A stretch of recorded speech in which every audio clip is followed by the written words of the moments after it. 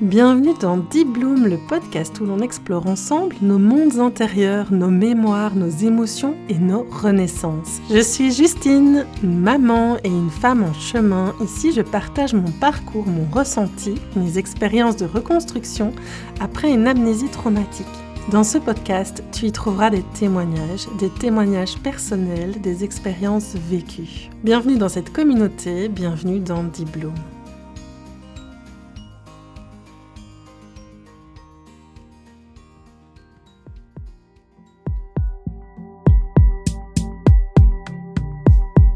Et si, après une vie passée à taire ses émotions et à sauver les autres, tout basculait le jour où l'on doit protéger son enfant? Dans cet épisode, Marine raconte son histoire, celle d'une femme neuroatypique, HPE, longtemps en décalage, qui dès l'enfance apprend à porter des masques pour entrer dans le moule. Entre rejet, rôle de protectrice, problème de poids, diagnostic médical erroné et crise émotionnelle incomprise, elle grandit avec l'idée qu'elle ne peut pas être elle-même pour être aimée, qu'elle doit faire ce qu'elle pense qu'on attend d'elle.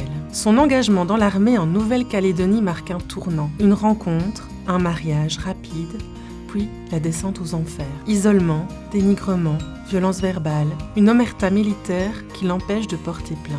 Et, au milieu de tout cela, une grossesse, un miracle, mais aussi un électrochoc. Menaces, armes, chute dans les escaliers.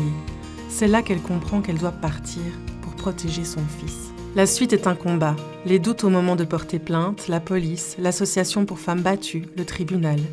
Les belles paroles de son ex auquel elle ne croit plus. La peur, chaque week-end quand son fils part chez ses beaux-parents. Et cette question douloureuse, comment élever son enfant quand il n'a plus de père? Ce qui l'a aidé à se reconstruire, l'EMDR, les constellations familiales, la méditation, l'écriture, poser des limites saines, retrouver son rythme, soigner son enfant intérieur, mettre à distance ce qui ne lui va pas, écouter sa petite voix, apprendre l'amour de soi et regagner confiance. Chaque jour, elle se répète « Je crée ma propre sécurité. Je suis libre. J'honore ma valeur. » Aujourd'hui, Marine est fière de qui elle est devenue. Son récit est une leçon de courage, de résilience et de reconstruction. Bienvenue dans Deep Bloom et bienvenue dans l'histoire de Marine.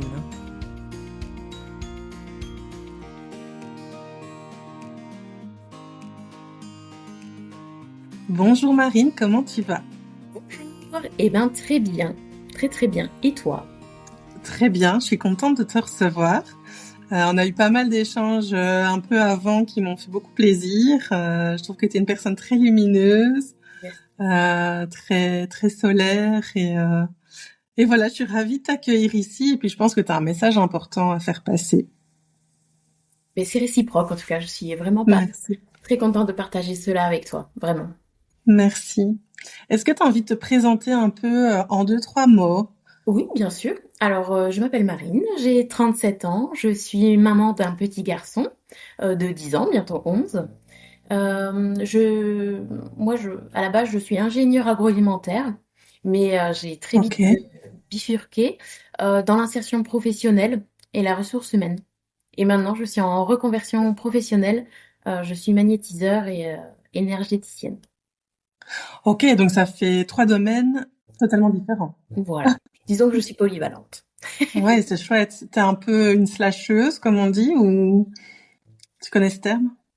Pas vraiment, mais je comprends le sens. Mais disons qu'il y a toujours un fil conducteur chez moi Mhm. pour mes choix de professionnel, mais même dans toute ma vie. Et je crois que la vie nous offre des opportunités et qu'il faut les saisir. Voilà. Mhm. Je suis plutôt comme ça. Ouais. J'ai mis longtemps à me révéler, mais aujourd'hui, j'ai trouvé ma voie.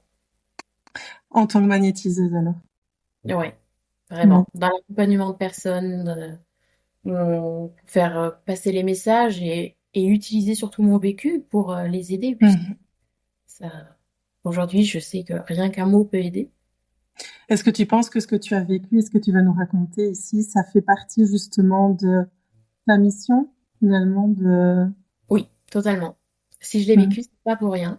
C'est que j'étais en Mm. capacité de le vivre déjà. Et Mhm. si c'était difficile, euh, déjà, il y a toujours pire.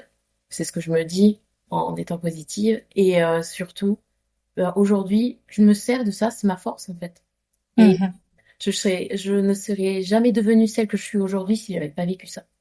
Mhm. Est-ce qu'on peut un peu parler de ton enfance, de qui tu étais, voilà, de tout ce qui a fait que finalement t'es arrivée à ce moment de vie plus difficile? Oh oui. Alors la petite Marine, c'était quelqu'un qui vivait, en tout cas dans sa tête, c'était un monde d'Harry Potter. C'était vraiment ça. J'aimais tout ce qui était fantastique, les fées, la magie et déjà très reliée à la nature parce que j'aimais les fleurs, j'aimais euh, vraiment tout ça et j'avais ce petit monde dans ma tête parce que ça m'aidait, tout simplement. Mhm. Euh, Parce que le monde extérieur, c'était pas forcément quelque chose que je comprenais. C'était, j'étais en décalage un petit peu déjà depuis petite. Mhm. Me faire des amis, j'y arrivais, il n'y avait pas de souci parce que j'ai toujours été très sociale, mais pour les comprendre et pour qu'ils puissent me comprendre, c'était compliqué. Tu te Voilà. sentais en décalage? Ouais, toujours, toujours. Aujourd'hui, je sais pourquoi, parce qu'on vient de me diagnostiquer un neuroatypisme. Ok. Lequel? Ça en fait partie, en tout cas. Ça, c'est des explications qui. Ah oui. Et tu veux en parler un peu de ce Oui, neuroatypisme? pas des soucis là-dessus. En fait, je suis HPE, donc c'est un haut Ok. potentiel émotionnel. Mhm. C'est donc une surdouance émotionnelle, c'est-à-dire qu'on va vivre intensément toutes les émotions, mais vraiment toutes. Et c'est ce qui crée ce décalage. Alors, on va pas être noyé dans ces émotions, mais on va savoir les définir, et puis tout va être très intense. Donc, ça veut Mhm. dire déjà des petites, la foule me fatigue énormément. J'ai vraiment besoin de moments d'introspection et d'être dans mon monde à moi, parce que ça me recharge, tout simplement. Mhm. Voilà, et puis parce que le reste, ça peut m'agresser. Par exemple, faire les courses m'agresse énormément. C'est de la sollicitation lumineuse, Mhm. énergétique aussi, parce que je sens beaucoup les personnes. Alors, quand on passe à côté de moi et qu'on est très énervé, je vais le capter tout de suite.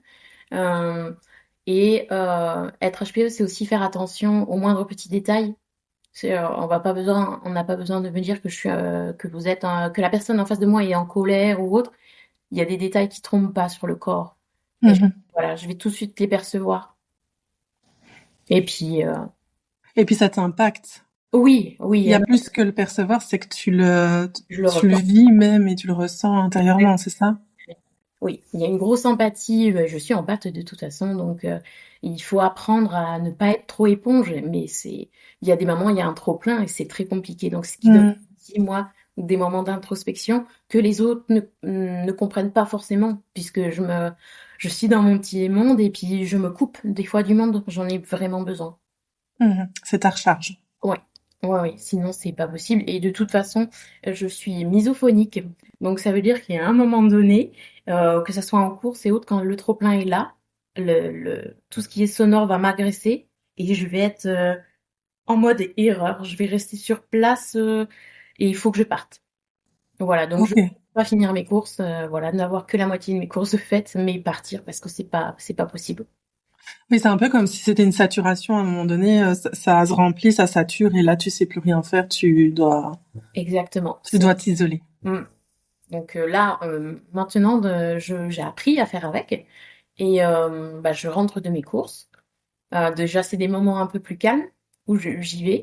Et puis après, je mets une petite heure à redescendre quand même. Oui, donc ça t'impacte très fort dans ton quotidien là. Mhm. Mhm. Et Oui, en tant ma relation avec mon fils, parce que je vis seule avec mon oui. fils, et bon, il le sait. Quand je rentre des courses, on laisse maman tranquille. Mhm. Oui, il a appris à composer avec toi. Oui, malheureusement pour lui, je dis malheureusement, il y a des fois, ben, il aimerait être là avec moi et moi, c'est pas possible, je suis pas disponible. Mhm. Et je suis comme ça, je peux pas faire autrement. Oui, bah, il apprend aussi les différences comme ça. Exactement, tout à fait. Et il est très tolérant. Mon amour. Et justement, tout ça, alors ce côté-là neuroatypique, c'était une difficulté pour toi dans ton enfance? Oui, je vivais ça, mais très mal parce que déjà, on le savait pas. Mhm. Moi, je me suis culpabilisée en fait parce que je me dis, mais qu'est-ce que j'ai? Pourquoi je suis pas assez bien? Mhm. qu'est-ce que je fais de mal pour que on m'accepte pas telle que je suis? Et du coup, j'ai développé très vite des suradaptations parce que euh, Parce que tu voulais qu'on être t'aime ou qu'on intégrée t'accepte. aussi, Mhm. exactement, parce que le rejet, c'était quelque chose de très très compliqué pour moi. Encore maintenant, hein, faut pas se leurrer, mais déjà enfant, je me trouvais tellement différente et je comprenais Mhm. pas. Je pensais que ça venait de moi et que c'était ma faute, tout simplement. Mhm. Donc, Ça a touché ta valeur personnelle. Si oui, tu te dis, qu'est-ce que j'ai fait de mal, qu'est-ce que je fais pour pas être acceptée. oui, exactement. C'est et du coup la suradaptation nous fait porter ce qu'on appelle des masques. Donc on est Mhm. soi-même. Donc comment attirer d'autres personnes à soi alors qu'on n'est pas soi-même? Mhm. Forcément, on va attirer les bonnes personnes. Ouais. Et ça amène encore plus de situations conflictuelles et très très compliquées. Euh, Après, dans mon enfance, très vite en fait, à l'âge de mes 2 ans, ma maman et mon papa ont eu un autre enfant Mhm. malade. Et donc, il a eu qu'un seul poumon. Et donc, c'était dès la naissance des opérations. Donc, il fallait être discret à la maison. Mais c'est pas quelque chose qui me demandait, hein. Mes parents, c'est moi qui ne voulais pas, voilà, faire de Oui, vagues. tu comprenais qu'il fallait te faire toute petite Oui, pour peut-être parce qu'il y avait plus d'attention et puis oui, puis ils ouais. étaient pas présents, du coup, mais parce qu'ils étaient à l'hôpital, toujours avec mon frère, et c'est normal, voilà. Donc, Mhm. j'étais toujours avec mes grands-parents, mon grand frère et moi, du coup.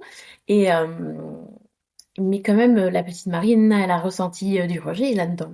Et Et toi alors t'as continué ton bout de chemin. exactement, voilà. Sauf que mes parents, avec tout ça, ce décalage avec mes parents et autres, ça a créé quand même un fossé. C'était très difficile pour eux. Et puis, un enfant malade, 4 enfants à élever, enfin, c'était pas rien. Ouais, ouais. Donc, j'ai un papa qui a beaucoup, beaucoup travaillé. Ma maman qui s'est occupée de nous. Euh, mais bon, voilà, 4 enfants, quoi. Donc, c'était Mhm. compliqué. Et moi, j'étais la petite fille discrète. Je suis la seule fille sur trois fils. Donc, du coup, on n'avait pas besoin de s'occuper de moi. Mhm. Voilà. Donc, j'ai vécu comme ça. Et puis, c'était OK parce que je voulais embêter personne. Ouais. Tu Donc, voulais vraiment être la plus discrète possible, oui. moins de Et vagues. c'est ça, exactement. Je travaillais bien à l'école. Euh, il n'y avait pas de soucis là-dessus. Quand j'avais des problèmes, ben, j'avais des problèmes, c'est tout. C'était à moi et c'était à moi de les régler, quoi. Il y a pas... T'endossais déjà un rôle un peu de parent sans le vouloir vis-à-vis de toi. C'est ce qu'on a fait, un appel, pardon, à un enfant parentifié. Mhm. Et ben oui, voilà. Mais c'est la faute à personne, c'est comme ça, c'est moi Ouais, ouais. qui ai décidé. Et, euh, et j'ai avancé avec ça. Euh, Mhm. voilà. Après, donc, bon, voilà, j'ai continué mon petit bout de chemin à faire mes études. J'étais très bonne à l'école. Ce que j'aimais pas, par contre, c'est qu'on me compare. On m'a souvent comparé avec mes frères, que ce soit les professeurs, mes parents aussi l'ont fait. Et ça, c'était quelque chose de très compliqué parce que on me disait, bah, pourquoi t'es pas comme Marine? Elle travaille très bien à l'école. Pourquoi tu peux pas faire comme elle? Et du coup, Mhm. c'est quand même un décalage avec mes frères. Même s'ils m'aimaient, il n'y a pas de souci, mais j'aimais pas qu'on me mette en avant. Ouais. Vraiment, c'était très compliqué. Et j'aimais pas surtout qu'on parle en mal de mes frères. Ça, c'était horrible pour moi. Très protectrice vis-à-vis de tes frères alors. Ah oui, et je le suis toujours encore, même si maintenant Mhm. ils sont très grands, ils peuvent s'occuper d'eux, mais il faut pas parler mal de mes frères.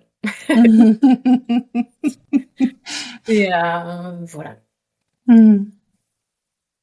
Et c'est vrai que j'ai toujours ce rôle, même si je l'ai lâché, je dis plus grand-chose, je les laisse faire parce qu'ils sont capables de se défendre.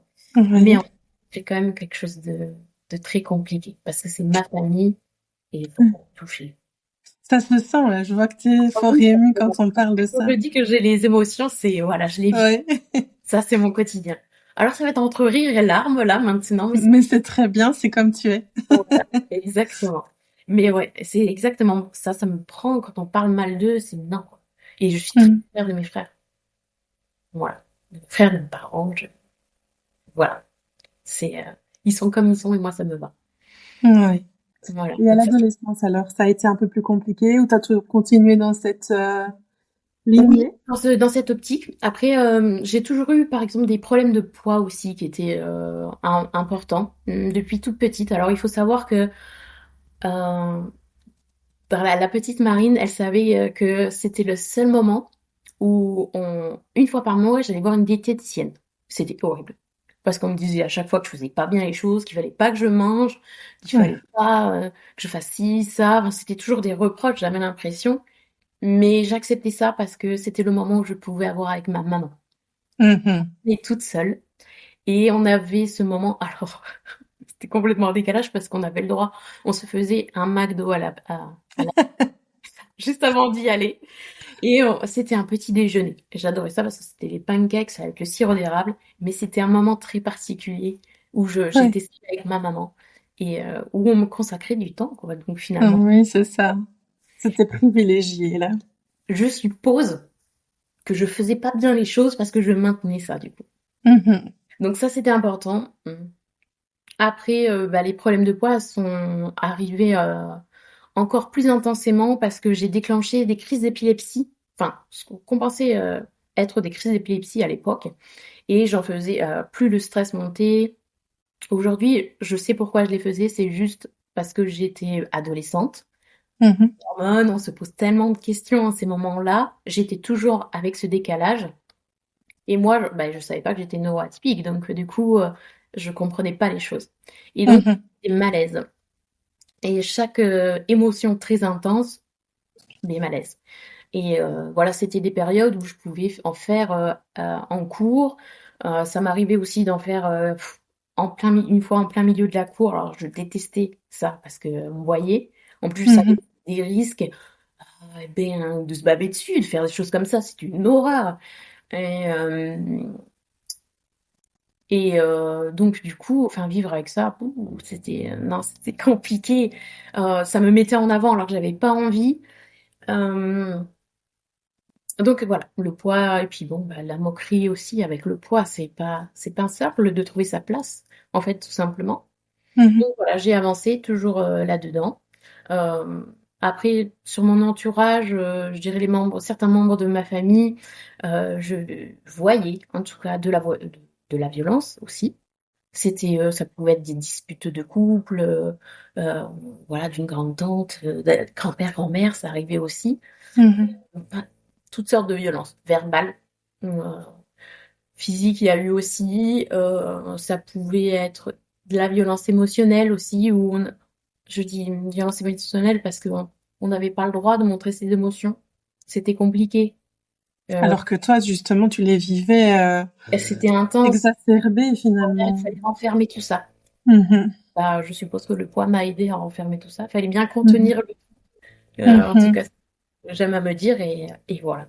Mais c'était quand même compliqué parce que trouver ma place dans tout ça, eh bien, Ouais. j'y arrivais pas. Donc je me suis Ouais. cherchée très très longtemps. Voilà. Et je voulais tellement protéger tout le monde. J'avais ce petit syndrome du sauveur, comme on dit. Ouais. Mais que ce soit mes frères, que ça soit avec mes amis, euh, il fallait que je sois là. Voilà, Mhm. s'il y avait une personne qui pouvait se monter contre tout le monde parce qu'il y avait une injustice, c'était moi. Mhm. Et mais bien souvent, ça s'est retourné contre moi. C'est-à-dire que ben, je défends la personne qui était toute seule, s'est fait intégrer, et puis après, sur le coup, c'est moi voilà, qui était seule, quoi. Mhm. Mais bon, voilà, j'avançais. C'est pas grave, j'avançais.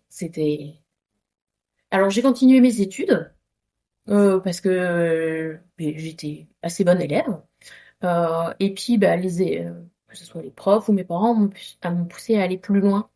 Alors pour le coup, moi, j'aurais aimé être infirmière. Mais je D'accord. me suis dit, mais en fait, pourquoi pas aller plus loin parce que j'ai les capacités, c'est vrai. Tout le monde Mhm. me pousse. Je me suis dit, mais pourquoi pas? Mais je me suis pas écoutée. Cela dit, on y reviendra peut-être plus tard, mais heureusement, parce que avec toute l'empathie que j'ai, je pense que je me serais Mhm. noyée dans le rôle d'infirmière, mais bon, c'est pas grave. Et donc, j'ai fait des grandes études. Voilà, j'ai fait une classe préparatoire aux grandes études et une fois après, enfin après avoir eu mon concours, j'ai fait des études d'ingénieur agroalimentaire. Et Mhm. pour ça, il a fallu que je quitte ben, ma famille. Donc j'ai été très vite en internat et autres. Et je me suis rendu compte que c'était aussi un moyen de respirer et Mhm. et de me connaître moi. Oui, parce que tu ne Voilà. t'occupais plus, finalement, tu ne prenais plus ce rôle de t'occuper de tout le monde et... Et voilà. Et je voyais pas, en fait. Je voyais pas ce qui se Mm. passait. Et donc, Oui. du coup, enfin, j'avais pas envie d'aller les aider. J'avais Mhm, c'est pas, ça. ça m'empêchait, voilà. Parce que sinon, je sais très bien que j'ai été sur place. Mhm. Que j'aurais continué à les aider, alors qu'ils me demandaient rien, hein, on est d'accord. Mais voilà. J'étais comme ça. Donc, du coup, ça m'a permis aussi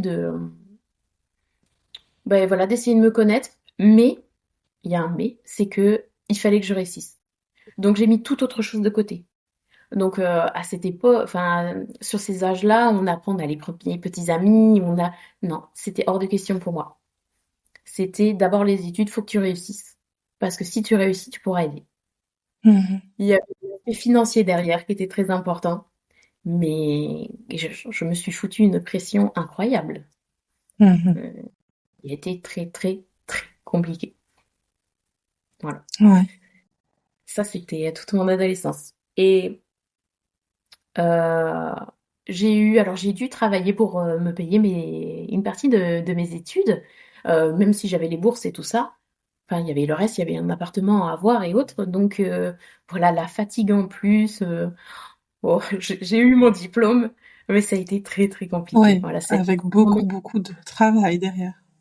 oui, exactement. Et parce que je relâchais pas la pression non plus. Je m'autorisais rien d'autre.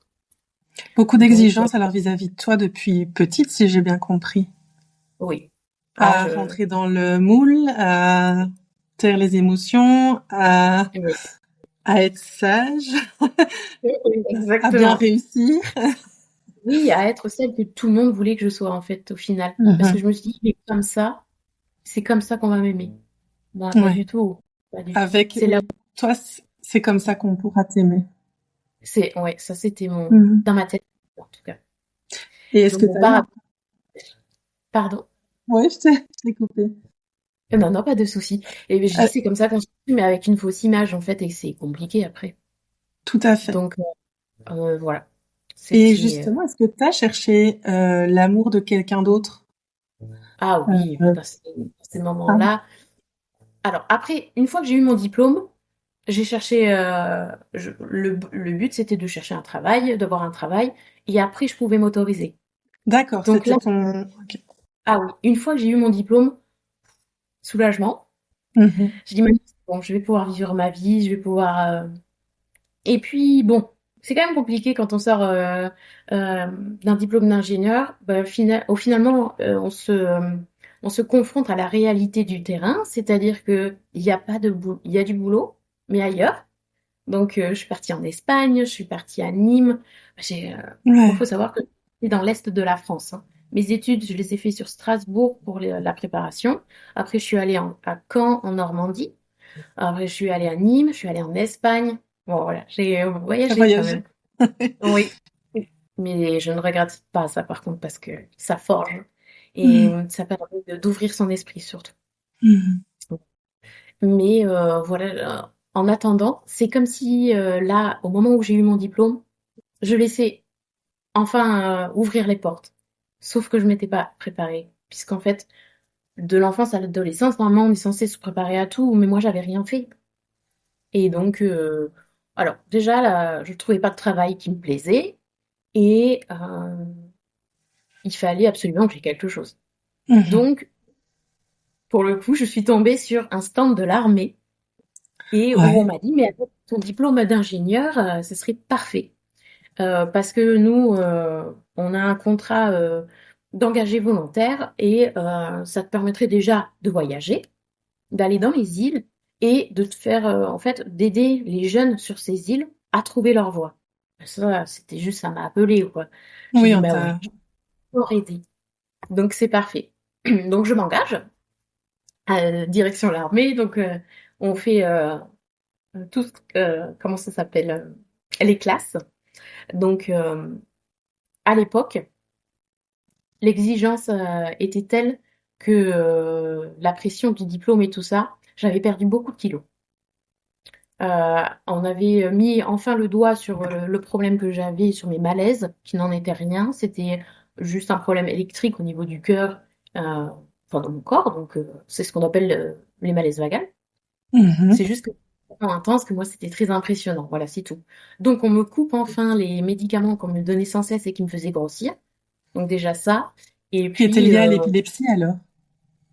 oui, Ok. exactement, parce qu'on m'a, Mhm. il faut savoir, traité pendant 10 ans pour de l'épilepsie qui n'en était pas. Alors, ok, ouais.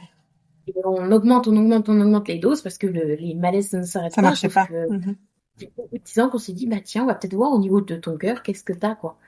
Ouais. Et je me rappelle cette époque où mon neurologue me l'apprend en me disant, bah attends, on va aller voir du côté de ton cœur pour voir ce que c'est. Donc le cardiologue me reçoit et me dit, mais non, tu fais pas du tout de crise d'épilepsie. Donc là, je conscientise la chose en disant, ça fait 10 ans Ça fait qu'on un me choc quand même. maltraite avec des Ouais. médicaments qui me fait grossir. J'avais pris plus de 30 kilos. Enfin, voilà, donc c'était là plus que l'adolescence, là où on se construit, l'image de soi et autres. Enfin, ça a été catastrophique pour moi. Ouais, Et ouais. c'est seulement 10 ans après. Et pour moi, je l'ai plus jamais revu, ce monsieur, parce que je me suis dit, mais en fait, non, stop. Je Mhm. pouvais pas l'accepter, quoi. C'était très compliqué pour moi. Mhm. Donc bon, voilà. Ça a Donc, dû être quand même difficile hein, d'accepter qu'on a été médiqué 10 ans pour une maladie, alors avec des conséquences. Enfin, faut le digérer. oui, sur le moment, c'était très compliqué. Maintenant, je Mhm. sais pourquoi je l'ai vu. Euh, mais c'est, ouais, voilà, très très compliqué. Et puis, bah, les remarques des autres m'ont tellement impactée. Il y a eu une remarque d'ailleurs, je peux le, c'est très compliqué pour moi, mais je vais la dire. On était en soirée étudiante euh, d'intégration. En fait, j'étais en troisième année, donc dernier pour avoir mon dernière année pour avoir mon diplôme. On intègre les nouveaux, donc obligation d'être là quand même. Même si je m'accordais pas beaucoup de choses, en tout cas, voilà, l'accompagnement des autres, c'était toujours bon pour moi. Ouais. Et bon, voilà, soirée étudiante veut dire alcool quand même, hein, donc mes collègues étaient bien arrosés, on va dire ça comme ça. Et donc j'étais avec une de mes amies, de mes collègues de classe. On remonte vers nos appartements. Et derrière, un des garçons de ma classe était avec un de ses potes. Et il dit, bah écoute, pour ce soir, qui tu veux? Il y a la petite, ma copine du coup, ou il y a la grosse. Cette phrase, elle est restée dans ma tête, quoi. Elle est restée dans ma tête, elle m'a tellement impactée que c'était plus OK pour moi d'être comme ça. Et donc, du C'est jour au violent. lendemain, oui, ça a été d'une violence incroyable. Euh, alors, je pense qu'il s'en est jamais rendu compte. Parce que déjà, Mhm. il était méchant. Donc, voilà. Ouais. Parce qu'on peut pas faire de mal, c'est dit comme ça, mais ouah, à entendre, c'est Mhm. tsunami. Vraiment. Je me le suis pris en pleine tête et c'est resté. C'est tellement resté que après, je regardais tout, je comptais tout, et du jour au lendemain, je me suis mis à courir. À courir, à courir, à courir. Ouais, Et tu c'est voulais pour ça, perdre le poids. Ouais. voilà. Pardon? Et c'est pour ça que j'en suis venue à l'armée, parce que, en fait, je commençais à faire des courses. Et le fait est que sur les épreuves physiques et autres, des fois, il y a des stands d'armée parce que c'est justement recherché. Et l'une des épreuves pour intégrer l'armée, c'est physique. En tout cas, il y a le fameux luc léger, là où il faut courir entre les bips. Et voilà. Et sur le coup, ben, je m'exigeais de courir pour être correcte visuellement. En tout cas, c'est ce que je Mhm. me disais. Et Voilà, l'armée, donc tu as dû faire enfin, le service militaire finalement. ah oui, voilà, bah, c'est un service militaire, donc c'est les classes, c'est 6 mois. Et Ok. oui, donc du coup, on passe des tests physiques, euh, et par rapport au diplôme que l'on a et autres, ben en fait, on est classé. Et moi, j'ai signé le contrat pour être engagée volontaire. C'était déjà pour partir sur une île, en tout cas pour faire de l'insertion professionnelle. Voilà, c'était sûr que si je réussissais en tout cas les épreuves physiques, j'allais là. Ok. Euh, et c'était OK pour moi. Mhm. Donc, c'était ça ou être pilote d'hélicoptère. Mais malheureusement, mes Wow. yeux ont fait que j'ai Zut. des problèmes aux yeux. Je vois pas les reliefs, donc du coup, c'était très compliqué. En tout cas, on me l'avait proposé, mais c'était marrant, mais voilà. Je vois pas les Mhm. reliefs, c'est compliqué. Oui. Oui, oui, Heureusement que tu bon, n'es pas pilote d'hélicoptère. heureusement. Donc voilà. Et donc, je me suis engagée dans l'armée. Et c'est là où j'ai rencontré mon premier petit ami qui est devenu mon mari. Mhm. Voilà. Comment ça s'est passé, Donc cette rencontre? en classe, du coup, alors il venait d'à côté de chez moi parce qu'il regroupe les personnes qui sont à côté pour signer dans les mairies. Ils font ça c'est quelque chose de très festif. Ils font avec le maire d'un des villages. Ils réunissent tous les jeunes et les parents des jeunes qui signent les contrats, ce qui rend la chose un peu plus gaie. Et après, le lendemain, on part rejoindre un centre pour nos Mhm. classes. Donc, moi, je suis partie sur Fréjus. Et du coup, mon ex-mari était à quelques villages près de chez moi. Donc, c'est comme ça qu'on s'est rencontrés. On était trois à partir du même village et être engagés volontaires pour aller dans les îles, en tout cas. Et c'est sûr que ça a été très, très rapide, mais parce que c'était une personne qui, à premier abord, semblait me sécuriser. Mhm. Et puis, il avait toujours les mots qu'il fallait. Mhm. C'était charmant, hein, quand je l'ai rencontré, Il vraiment. te Il avait du... flattait. Oui, voilà, exactement. Il m'a présenté à sa famille. J'étais la merveille qu'on avait rencontrée. Donc, c'est agréable de l'entendre. Et puis, je me suis dit, en fait, voilà, maintenant, tu peux t'autoriser à être avec quelqu'un et autres. Donc, si on te l'a mis sur la route, ben, c'est pas forcément, c'est bien. Oui, Donc, il y avait voilà. pas de nuage à l'horizon, c'était vraiment la relation que t'attendais qui arrive, quoi. Oui, puis j'avais pensé trouver ma voie. C'était cool. J'allais voyager. Mhm. Et on s'envole pour aller en Nouvelle-Calédonie. Donc, super déjà, super. Super euh, destination. Destination, voilà, merveilleux. Donc moi, mais en fait, c'était euh, si vous l'armée, hein, ce qui est embêtant, c'est c'est où on est marié ou on l'est pas. Et il y a une grosse différence entre personne mariée et personne qui ne l'est pas. Ah oui.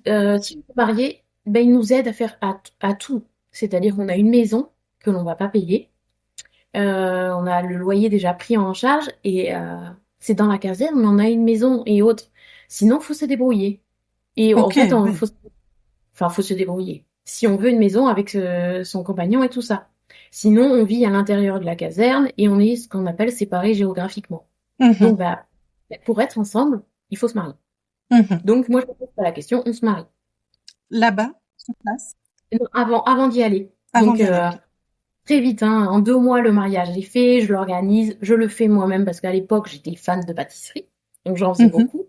Donc, voilà, je l'organise moi-même et tout, et on part. En combien de temps de relation alors? C'était après combien de... Oh bah on est parti. Moi je pense qu'on devait avoir que 6 mois de relation Ok. ou même pas. Mais moi pour moi il y avait pas de nuages. Oui, Mais c'était la lune de miel, c'était... ah oui super tout était beau tout Mhm. était rose. Là, il y a pas de nuages. En plus super mariage. Le jour-là on me fait belle. Enfin je veux dire Mhm. voilà il y a toute la famille qui est réunie. Mais j'entends encore mes parents me dire est-ce que t'es sûre Marie? Est-ce que t'es sûre de toi? Et oui pour moi c'était ok. Et Mhm. ça c'est une partie importante, le est-ce que tu es sûr de toi, parce que c'est ce qui va me rester dans la tête. Ok. C'est que là, je dis aux parents, mais oui, arrêtez, c'est bon, je peux prendre mes décisions. Je leur fais face et je leur dis, c'est bon, je Mhm. suis grande. Ouais. Voilà, c'est quand même assez important parce qu'après, ça va me jouer des tours au final. Ok. Et voilà, on prend l'avion, Oui. on pose le pied sur le sol, on a notre maison et tout. Génial, génialissime. Ça a été génialissime que quelques secondes. Parce Ouais. qu'après, Qu'est-ce qui s'est passé? c'était différent. C'était plus le prince charmant qu'il était. Très, Déjà très brutalement quand vous avez posé le pied là-bas. pas très rapidement parce qu'en fait, nous, on était coupés de notre famille. Il y avait tant de Mhm. kilomètres qui nous séparaient. Tout à fait. Perpignan, enfin, le sud de la France, à la Nouvelle-Calédonie, on n'y va pas comme ça. Il y a Mhm. 27 heures, on n'y va pas comme ça. Ouais, Donc, ouais. en fait, on se retrouve à créer des liens là-bas parce qu'on connaît personne. Et on est nouveau, nouvelle situation, nouvellement marié. Tout était nouveau pour moi, donc tout à construire. Et donc lui aussi. Mais le fait est que, on n'a pas d'amis, on n'a pas la famille. Donc c'est facile, en fait, on n'est qu'à deux. On se Mhm. retrouve qu'à la personne la plus importante, c'est lui, à cette Ouais. époque-là. T'as que lui comme Et repère là-bas. exactement, vraiment. C'est même si on a nos parents au téléphone et autres, on est parti. Enfin, il faut pas les inquiéter. Moi, dans ma tête, c'est il faut pas les inquiéter de toute façon. Ça va, t'es à 27 heures de vol d'avion, ils peuvent rien faire. Et puis, Mhm. tu as décidé, toi, d'y aller, donc maintenant, tu te débrouilles. Mhm. Donc, c'est dans cette optique-là.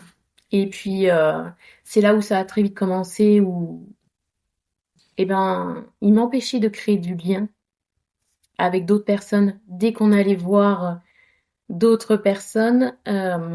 Alors, j'étais toujours la plus belle du monde devant les autres, la Mhm. mieux, la plus intelligente, mais ça, c'était que devant les autres.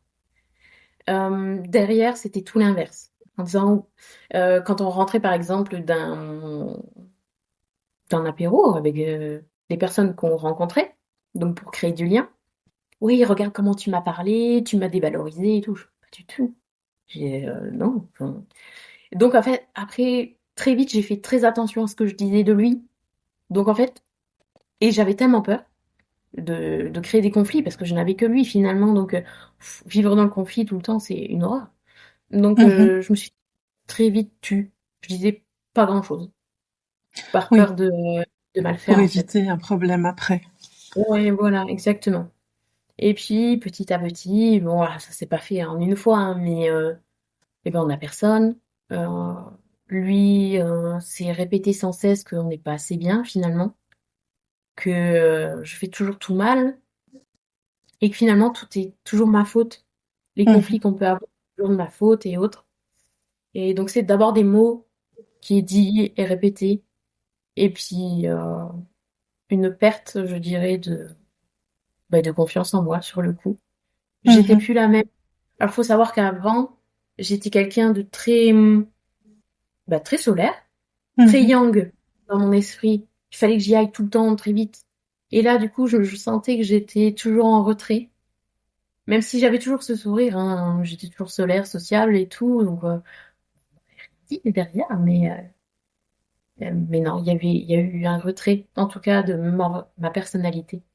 J'ai changé. Et est-ce et est-ce que tu croyais quand il disait toutes ces choses de toi? Est-ce que petit à petit, t'as fini par le croire? Et ben au début, non, c'est sûr, parce que je me dis, bah non, n'importe quoi, j'ai pas dit ça. Et puis, en fait, c'est petit à petit, le doute s'immisce en disant, mais non, peut-être que vraiment j'ai dit un mot qu'il fallait pas. Peut-être j'ai fait quelque chose qu'il fallait pas. Peut-être, en fait, au final, je suis pas ce que je dis. Et pas à pas, jour après jour, c'est un truc de plus. Mhm. C'est long,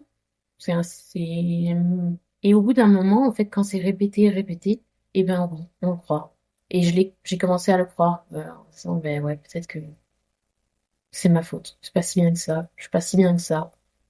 Et puis du coup, aller vers les autres, alors déjà, j'avais ce décalage, toujours moi, qui était avec moi, mais ben, finalement, en me disant, peut-être t'es pas assez bien pour aller vers eux.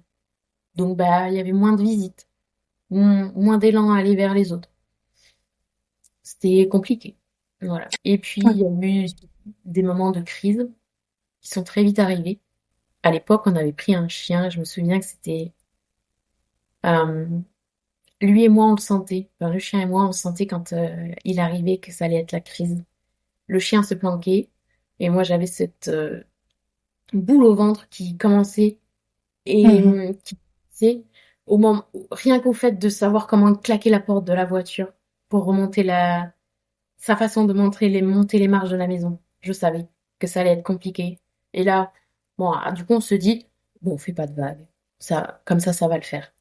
Mhm. Mais y a rien à faire, généralement. S'il a Et envie de c'est péter un câble, la personne va péter un câble. et c'était quoi cette crise alors? Alors, au départ, c'était verbalement. C'est, et très vite, c'est devenu physique. C'est d'abord, je te pousse. Alors, faut savoir que je me suis pas laissée faire au début. Euh, c'est je retiens les coups, je te pousse aussi. Enfin, tu me fais pas ça. Et puis, je me suis très très vite rendu compte que plus je retenais ses coups, plus c'était long. Alors je me rends compte que c'est horrible de dire ça, mais sur le moment, c'est laisse-toi faire. Mhm. Et ça va plus vite passer. Parce qu'en fait, t'as l'impression que s'il ne sort pas sa colère sur toi, ça va C'est ça, continuer. de toute façon, s'il la sort pas, c'est ou moi ou le chien. Parce que le chien y avait Il le droit, faisait il aussi sur le chien. ouais. Donc, il est hors de question pour moi de. Je suis émue. Mais c'est normal. C'était hors de question qu'il touche le chien. Et Mhm. puis, il fallait que ça aille vite parce que c'était horrible, en fait, de vivre tout ça. Donc, plus vite il passait ses nerfs et plus vite il allait se coucher et basta, on passait à autre chose. Voilà, c'était intense Ouais. comme ça. Et, Et après, hum, il revenait vers toi. il y avait un. Il allait se coucher, en fait. Alors, faut savoir que en plus de ça, c'était quelqu'un qui était alcoolique. Donc, il Ok. était, mais sauf qu'il était en cachette. Au départ, je le savais pas. Donc, il buvait à la caserne. Euh, Ou alors il allait on avait un petit garage en bas, il allait dans le garage, il allait chercher des bières chaudes, parce qu'on habitait en Calédonie quand même, donc fallait y aller. Ouais. Chaudes comme ça, et puis après il remontait quoi.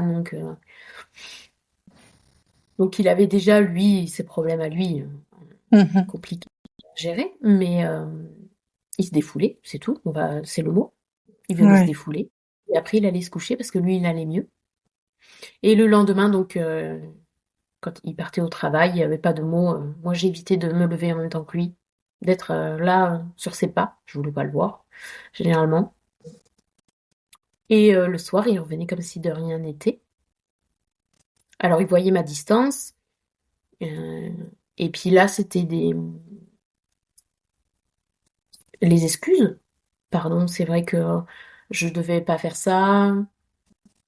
Et il se victimisait parce que, tu sais, moi, mes parents, mon père, il me tapait, donc c'est compliqué. À l'époque, j'avais toujours ce syndrome du sauveur, hein, faut pas oublier. Donc du coup, ben, moi, dans ma tête, c'est en fait si je peux l'aider, Mhm. il va aller mieux. Il va s'en sortir, Et il va plus le faire, quoi. c'est ça, il m'aime. Donc il n'y a pas de raison qu'il ne fasse, enfin, qu'il continue à le faire. On Mhm. est fort, on s'aime, il n'y a pas de souci. Mais non, il y avait toujours ça. Et puis euh, est venue très vite une chose, c'est que j'ai refait des malaises. Et à 20, vraiment, c'était cyclique, tous les soirs, pendant 15 jours. À 22 heures, se déclenchait une douleur dans le bas de mon dos. Mais horrible, vraiment, je me roulais par terre. Il y avait que le froid du sol. Et si on pouvait l'avoir froid, parce qu'on était en Calédonie, donc quand même. Mais il y avait que ça qui me calmait, et ça a duré 3 heures. Je n'aimais déjà pas trop les hôpitaux du fait qu'on m'a médicamenté très longtemps. Du coup, c'était quelque chose de très compliqué pour moi d'y aller. Mais bon, au bout de 15 jours, on se dit, bon, ça s'arrête pas, il va falloir quand même que je sache ce qu'il y a. Mhm. Euh, je décide quand même d'aller aux urgences. Heureusement, on est en Calédonie, mais dans la caserne, il y a l'hôpital militaire. C'est l'hôpital voilà, qui appartient à la caserne. Et il faut savoir que la gendarmerie est également dans la caserne. Tout est dans même si on habite un village qui s'appelle Koumak, c'est là, tout est militarisé, en tout cas. Oui, tout Euh, est bien cloisonné. voilà. Tu te lèves Donc, mon pas dossier, militaire, là. voilà, exactement. Donc, mon dossier, il est déjà chez les militaires. Enfin, ils le savent. Mhm. Mais, bon. Donc, je sais que si jamais, déjà, j'y vais, quand j'ai des traces de coups ou autre, c'est hors de question. On va me poser des questions.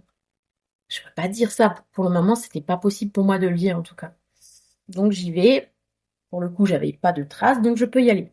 Donc, j'attends quand même 15 jours. Et là, on m'annonce que je suis enceinte. Un choc. Un choc parce que je sais que c'est pas la bonne personne au final. Mhm. Tu le sens en toi. Je le sens. Et parce qu'on m'a toujours dit que je ne pouvais pas avoir d'enfant, ça serait très difficile pour moi. J'avais ce qu'on appelle les ovaires polykystiques. Mhm. Donc, enfin, j'étais gros d'ailleurs, mais à l'époque, en tout cas, c'était une gynécologue m'avait pas dit que en fait on pouvait avoir des enfants avec des ovaires polykystiques. C'est juste, ça n'a rien à voir. Mais à l'époque, c'est non, je peux pas. Elle me l'a dit carrément, ça serait très compliqué. Mhm. Donc pour moi, c'est une bénédiction, c'est ma chance d'être maman. Oui, t'es partagé. Ah ouais. Bah, mais le partage, il a eu lieu 30 secondes, hein. Voilà, ma décision est prise, je le garde. Au fond de moi, j'arrive. Lui, il me l'a toujours demandé, cet enfant. Ah, il le voulait. Donc, Mhm. ah oui, il voulait. Et donc, je me dis peut-être, je, Mhm. ça va être en entendant ça, mais moi, je me dis peut-être ça va être la solution. Mhm. Peut-être ça va nous consolider. Et il va changer grâce à ça. Il va voir qu'on est une famille et que nous, ça peut marcher.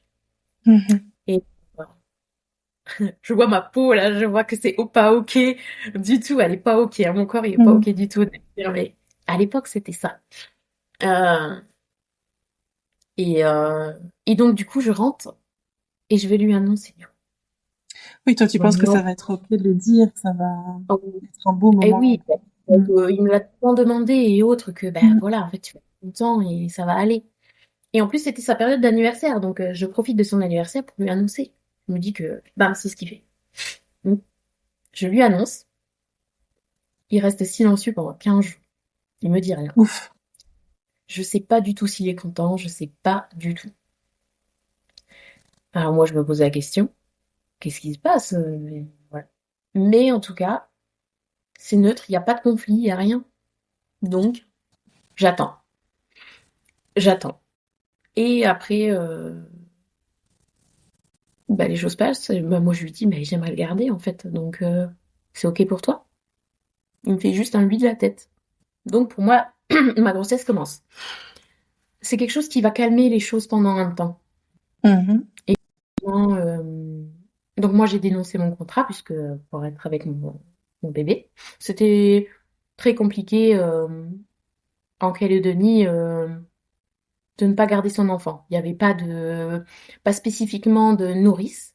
Et Ok. disons que les nourrices, c'est pas trop ça. On entendait des choses qui nourrissaient pas franchement correctement les enfants, que Oui, donc toi, tu voulais t'en occuper. pas possible, voilà. Et à savoir que en Calédonie, l'arme est autorisée. Ils ont un souci, c'est les biches. Les biches se prolifèrent très Ok. fortement et donc la chasse est vraiment ouverte pour les tuer. Parce que ça Ok. mange tout, ça pousse et donc du coup ça va manger la nourriture pour les autres animaux, etc. Donc plein de choses en voie d'extinction. Donc voilà, très compliqué aussi là-dessus. Donc du coup, il suffit de payer sur une centaine, allez. À l'époque, c'était 1000 francs pacifiques, donc ça, allez, moins de 100 euros, un permis de chasse et son arme, et on peut l'avoir. Ok. C'est important. On est dans ce genre de contexte, et ils sont très portés sur l'alcool. Ils sont quand même assez fous avec l'alcool, ça se tape dessus, voilà. Et donc, je me souviens d'un moment où on est à un concert, et où ben, des personnes alcoolisées nous tirent dessus. Ah oui, c'était le Far West. C'est ok, Ah oui. c'est normal. Donc du coup, pour moi, c'est pas ok d'être voilà, je reste avec mon fils. Donc je suis Mhm. plus. Mais en attendant, je vais pas rien faire, hein. Je monte une entreprise de pâtisserie et en plus de ça, je vais travailler dans une association pour la disparition du Kagou, qui est l'emblème de la Calédonie, et je travaille avec des tribus. Chouette. Alors, c'est quelque chose qui va me relier à la nature Mhm. et très important pour vivre aussi ma grossesse sereinement, je dirais.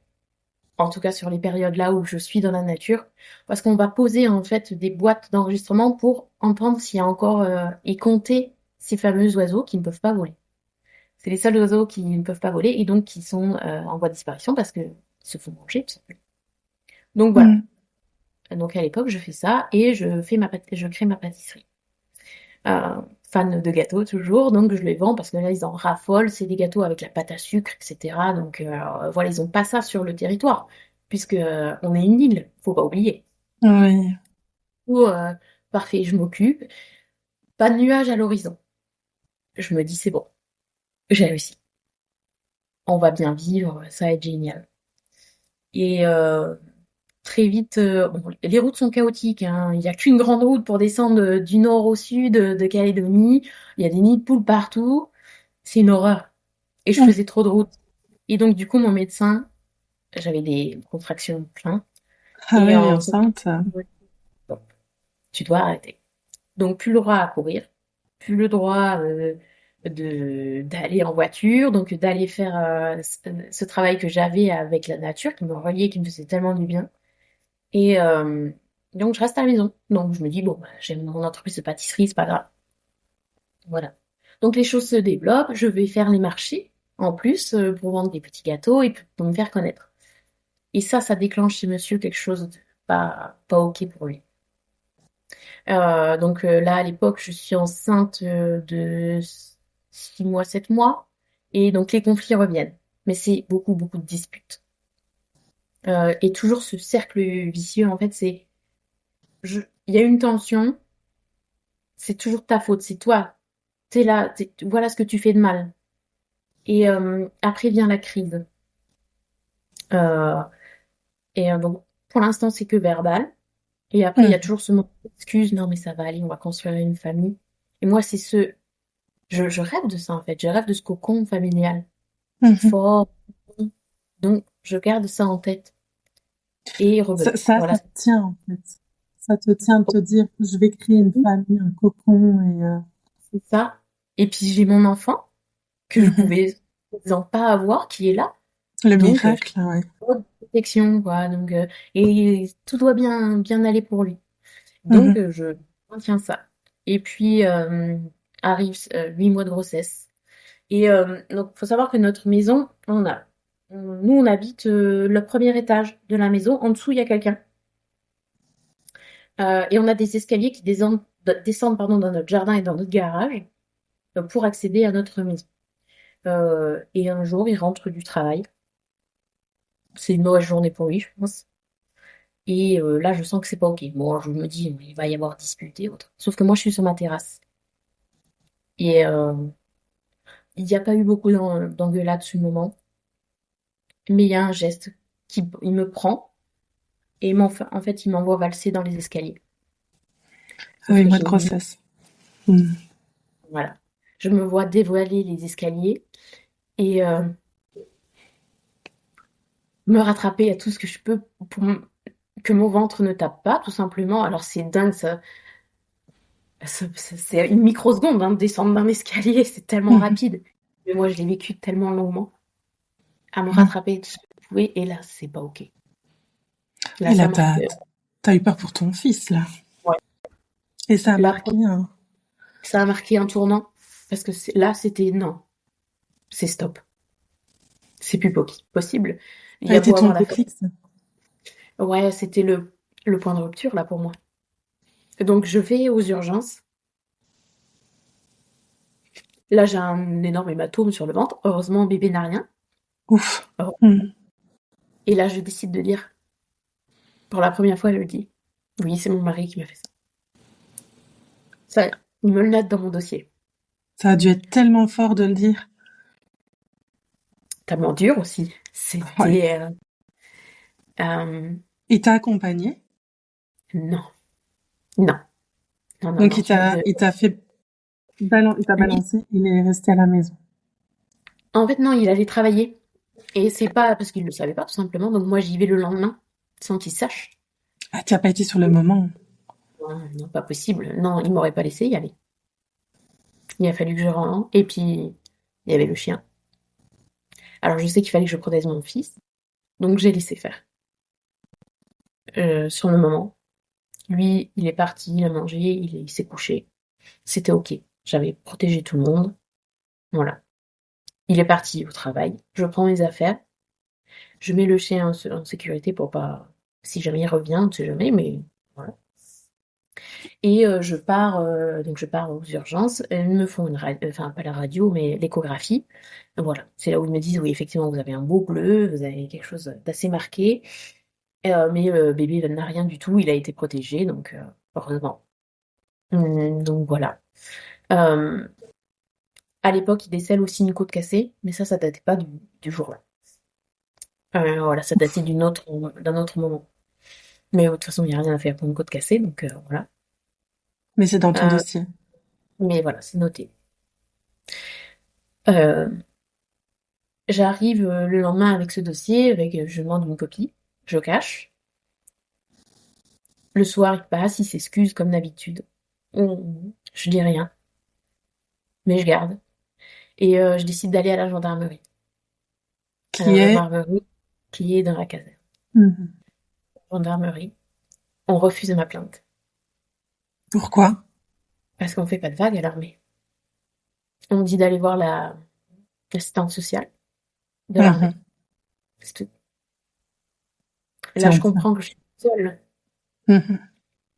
En plus, je peux pas le dire à mes parents. Je T'es loin, passe ouais. loin. Je ne veux pas les inquiéter. Et parce que à cette époque, ça résonne en moi encore le fait que j'ai dit à mes parents, non, je veux me marier, je veux partir. Et donc, tu Ben, as en fait, en honte de gros, leur dire je me ouais, suis trompée? je me suis trompée, ouais, complètement. En fait, en moi, c'était, bah, c'est bien fait pour toi, mais t'as joué la grande, tu leur as dit, tu leur as tenu tête. Bah, aujourd'hui, bah voilà, t'es dans cette situation, bah, c'est toi, tu te démerdes, en fait. C'est ce que je me dis, en tout cas. Oui, c'est ça. C'est ce qu'on se dit dans ces moments-là, alors qu'en fait, c'est Ouais. pas de notre faute. Et qu'en Parce qu'on a, plus, vraiment. pardon? J'ai dit oui, oui, parce que ça, il faut savoir qu'on a le droit de se tromper dans la vie. Et on a Oui, le et droit de qu'en revenir. plus, c'est ça. Et qu'en plus, ben, c'est un cycle déjà de violence, tu l'as bien expliqué. La violence conjugale, c'est un cycle. Et au début, c'est comme tu l'expliques, c'est tout rose. Il n'y a pas un nuage. Tu ne peux pas t'en douter. Tu ne sais pas que cette personne-là peut te faire vivre Exact. des douleurs aussi grandes. Donc, tu ne t'es même pas trompé. Tu as rencontré une personne qui t'a menti et qui n'a pas été... Mais c'est vrai que dans ces moments-là, il y a cette forme de honte qui peut arriver, cette gêne. Oui. Et on n'est plus nous-mêmes. La Oui, confiance, elle est plus là du oui, c'est tout. ça. Tu doutes de On est, toi, de tout. il y a plus on est à vif, Mhm. à nu. Il n'y a pas de protection. Ouais, Dès ouais. qu'il y a quelque chose, on est attaqué. Il n'y a Mhm. plus rien qui protège de l'environnement. Donc, à part être sur nous-mêmes, c'est tout ce qu'on peut faire. Mhm. On a, nous, c'est le reste de dignité, finalement, qu'on s'autorise. C'est de Mhm. rien dire. Parce que après, bon, le regard des autres est très compliqué quand on le dit. Ça, on le dit Ouais, pas, mais dire, il y a des gens qui vous regardent en disant, moi, ça m'arrivera jamais. Pourquoi ouais, t'as fait ça? ouais, Ça, c'est, une fois qu'on l'a dit, c'est pire que tout d'entendre ça. tout à fait. C'est moi. Parce que la personne, bon, elle le dit parce elle pense qu'elle est forte et autre, et c'est Ouais. ok. Et Mhm. la personne qui vient de le dire, elle doit se reconstruire. Mhm. Donc, pour ça la dévalorise en disant, ben ouais, en fait, t'es qu'une merde. Et puis, Moi, c'est et puis on repense que c'est de sa faute, alors que finalement, ça peut arriver à tout le monde. tout à fait. Tout à fait. Mhm. Et même, il y a des gens qui sont dans le déni. Et Mhm. ils le vivent parce qu'il n'y a pas de violence physique. À partir du moment qu'il n'y Mhm. a pas de violence physique, ils se disent que bah, c'est bon, moi, je ne vis pas ça. Ouais, ouais. Ça peut Alors être que que vers souvent, et ça, c'est très violent aussi quand c'est que verbal, du mépris, tout. de l'humiliation au quotidien. Finalement, on minimise aussi beaucoup quand on est dans ces situations-là parce qu'on a envie que ça marche, parce que on dit allez, c'est pas quand ils s'excusent, on se dit bah c'est quand même quelqu'un de bien, ils arrivent à être très charmants aussi. Oh Donc oui. Et qu'ils fassent aux gens, c'est eux la victime. oui, Ils savent c'est aussi une pas très belle faire. image. Mhm. C'est vous qui est fautive. Il Mhm. y a pas de parce que lui, il vous a toujours présenté comme quelqu'un de bien. Il a jamais dit face aux autres, il a jamais dit du mal de vous. C'est Mhm. vous qui dites du mal de lui. Tout Ah, à pas du fait. tout. Mhm. C'est un cercle vicieux et sans fin. C'est très Enfin, s'il y a sournois. une... Oui. Oui, c'est ça, c'est le mot. C'est long à se mettre en place. Il faut pas croire que c'est du jour au lendemain. Mhm. C'est puis c'est des opportunités, enfin, pas des opportunités, pardon, c'est pas le mot. C'est des moments de vie qui font que le fait est que moi j'ai traversé la moitié du monde, je suis coupée déjà de tout. Mhm. Donc le terrain est déjà planté. Tout à fait. L'isolement, c'est vraiment une de leurs armes. Mhm. exactement. Ça peut venir de... On a une amie de longue date, par exemple, et cette personne va dire, ah, tu trouves pas qu'elle s'est fichue un peu de toi, là? Mhm. Mais non, on va dire, non, non, non, pas du tout, tu te trompes, machin. Et Mhm. puis il va recommencer plus tard, regarde, là, elle se fiche de toi. Puis nous, on Mhm. va douter. Ouais, Ah ouais, ouais, ouais. et on va couper, en fait, le lien avec cette personne. On va dire, ouais, Mhm. finalement, disons, heureusement que t'es là, parce que je l'ai pas vu. Pas du tout, elle Tout s'est à fichée fait. pas de nous. Voilà. Ça peut être ça aussi, tout simplement. Et avec la famille, ça va être ça. En disant, t'es trop proche de ta famille, c'est pas possible. Il y a que qui compte, il y en a jamais pour moi. Et pof, eh ben, on va couper le Mhm. lien parce qu'on veut pas de conflit.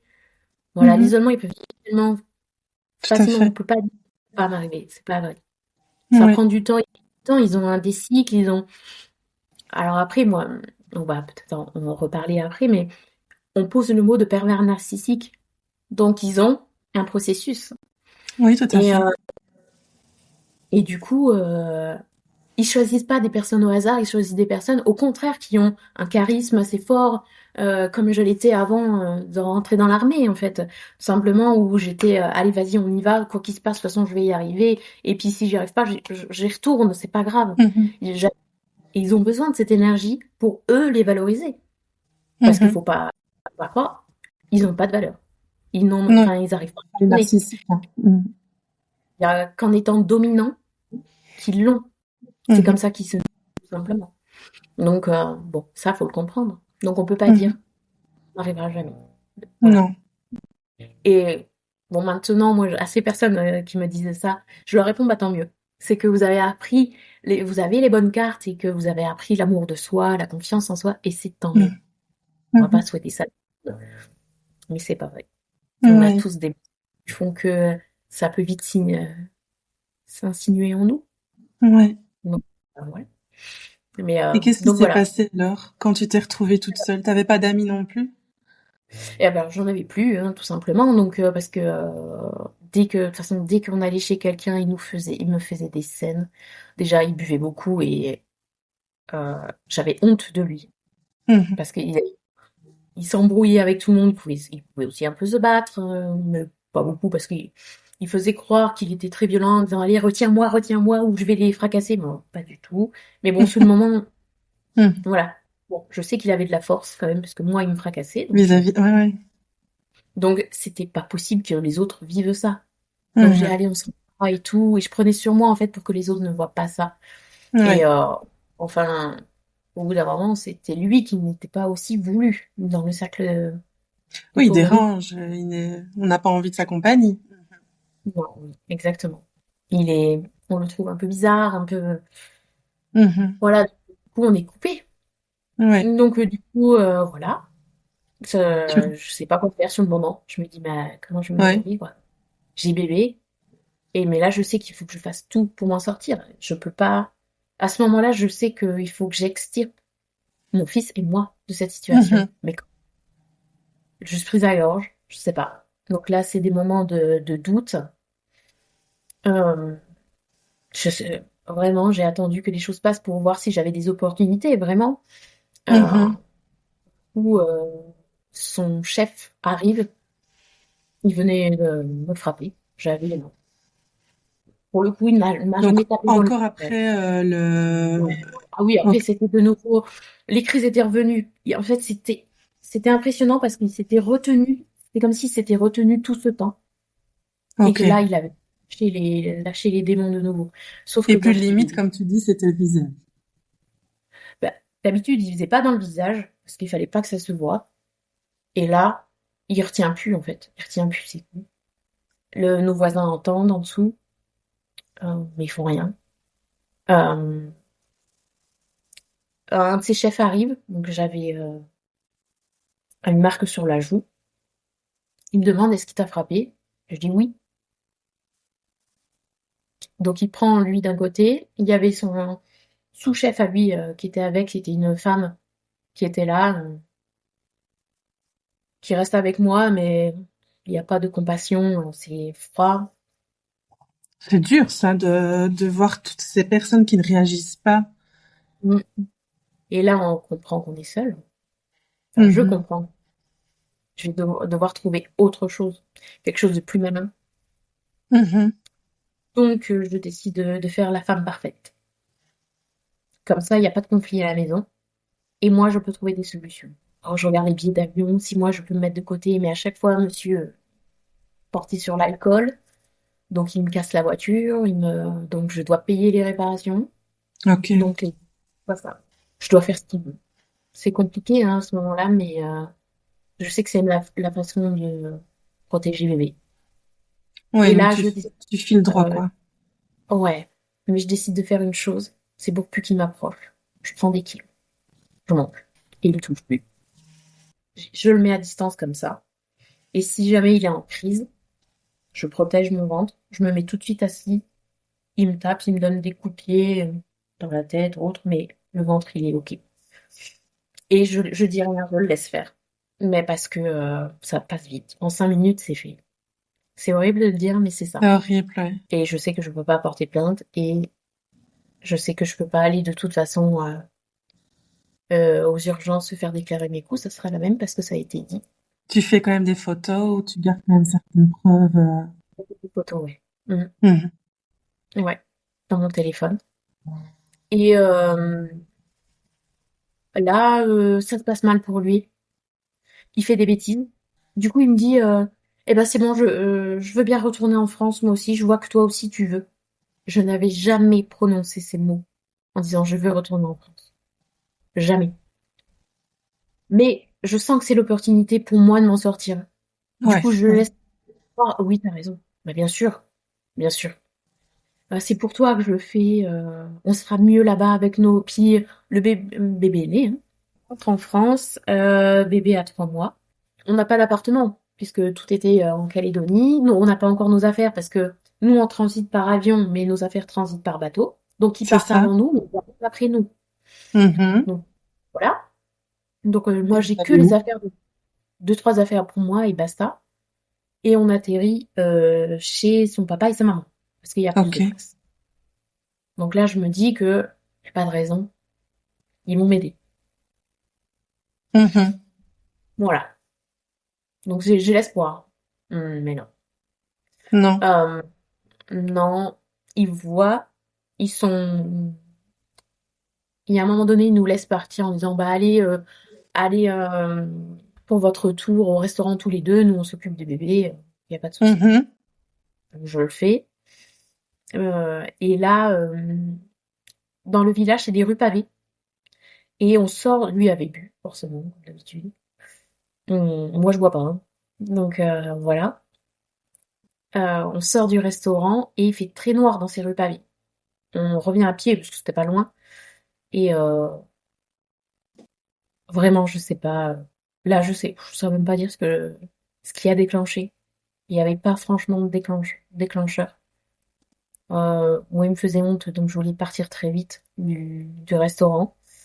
Et donc on retourne chez ses parents. Et là, en pleine rue, il me fracasse. Il me met à terre et il me roule de coups. Sauf que j'ai la chance. Vraiment, je pensais qu'il allait pas s'arrêter à ce moment-là. Et j'ai la chance qu'il y ait une dame qui voit ça, qui était à la fenêtre, qui était en train de fumer sa clope. Et elle voit ça et elle hurle. Mais arrête, arrête, je vais appeler les flics. Et on la voit enfin, elle sort son téléphone pour appeler les flics. Et donc lui se casse. Donc, et il me laisse là, comme ça. Purée. Sauf Ok. que je décide de partir aussi, de pas attendre la gendarmerie. Et parce que je sais pas s'ils vont accepter ma plainte, je sais pas. Mais je rentre. Tu J'appelle rentres. mes beaux. Ouais, j'appelle mes beaux-parents, lui il est pas encore là et je leur dis aidez-moi. Voilà ce qu'il vient de me faire, c'est pas la première fois, je vous en prie, aidez-moi. Donc ils viennent me chercher. Là, je me dis c'est bon, ils sont très protecteurs, t'inquiète pas, ça va aller, bébé est là, il est en sécurité. Mais arrivé à la maison, ben c'est il ne porte pas plainte, c'est bon, ça va passer, on va lui parler, ça va aller. Ils veulent étouffer les choses. Ouais. C'est leur fils, je peux comprendre. Mais voilà. Mhm. Euh, et c'est surtout que l'homme pas vécu, c'est pas la première fois. Mais ça, je le sais pas non plus. Je le saurai qu'au divorce. Mais bon, Ok. voilà. Euh, c'est euh, c'est comment ça passe. Et la maman, Je me réveille en pleine nuit et la maman est au-dessus du berceau de mon fils. Et elle berce mon fils, en fait. Et en lui disant, t'inquiète pas, maman est là. Mais en parlant d'elle. Ouf, ouais. Voilà. Là, je me dis, qu'est-ce qui se passe? Où je suis tombée? C'est n'importe quoi.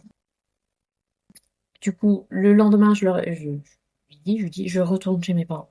Tu fais ce que tu veux. Mhm. Mais moi, je retourne chez mes parents. Je prends mes clics, mes claques, les affaires de bébé, les trois, quatre affaires que j'avais. Et voilà, je vais chez mes parents, qui Il habitaient dit pas très rien, loin. il te laisse partir. Il me laisse partir. Il vient pas avec moi. Et là, je me Mhm. dis, bon, Ouf. j'ai- Mhm. et là, je vais faire les choses de mon côté. C'est pas grave pour la plainte. Sauf que mes parents, ben, me, dans leur bonté, dans leur gentillesse, veulent pas que je sois toute seule, en fait. Et vont le rechercher. Donc, ils veulent, ouais. Mais ils veulent bien faire. Ils savent pas, donc ils peuvent pas. Mhm. J'ai jamais rien dit, donc ils peuvent pas savoir. Donc il revient, il vient chez mes parents, parce que moi il est hors de question que j'y retourne. Il vient chez mes parents. Sauf que ben, moi j'ai bébé, il était convenu que je garde bébé pendant 6 mois, et après je retravaille. Euh, et lui devait trouver du travail.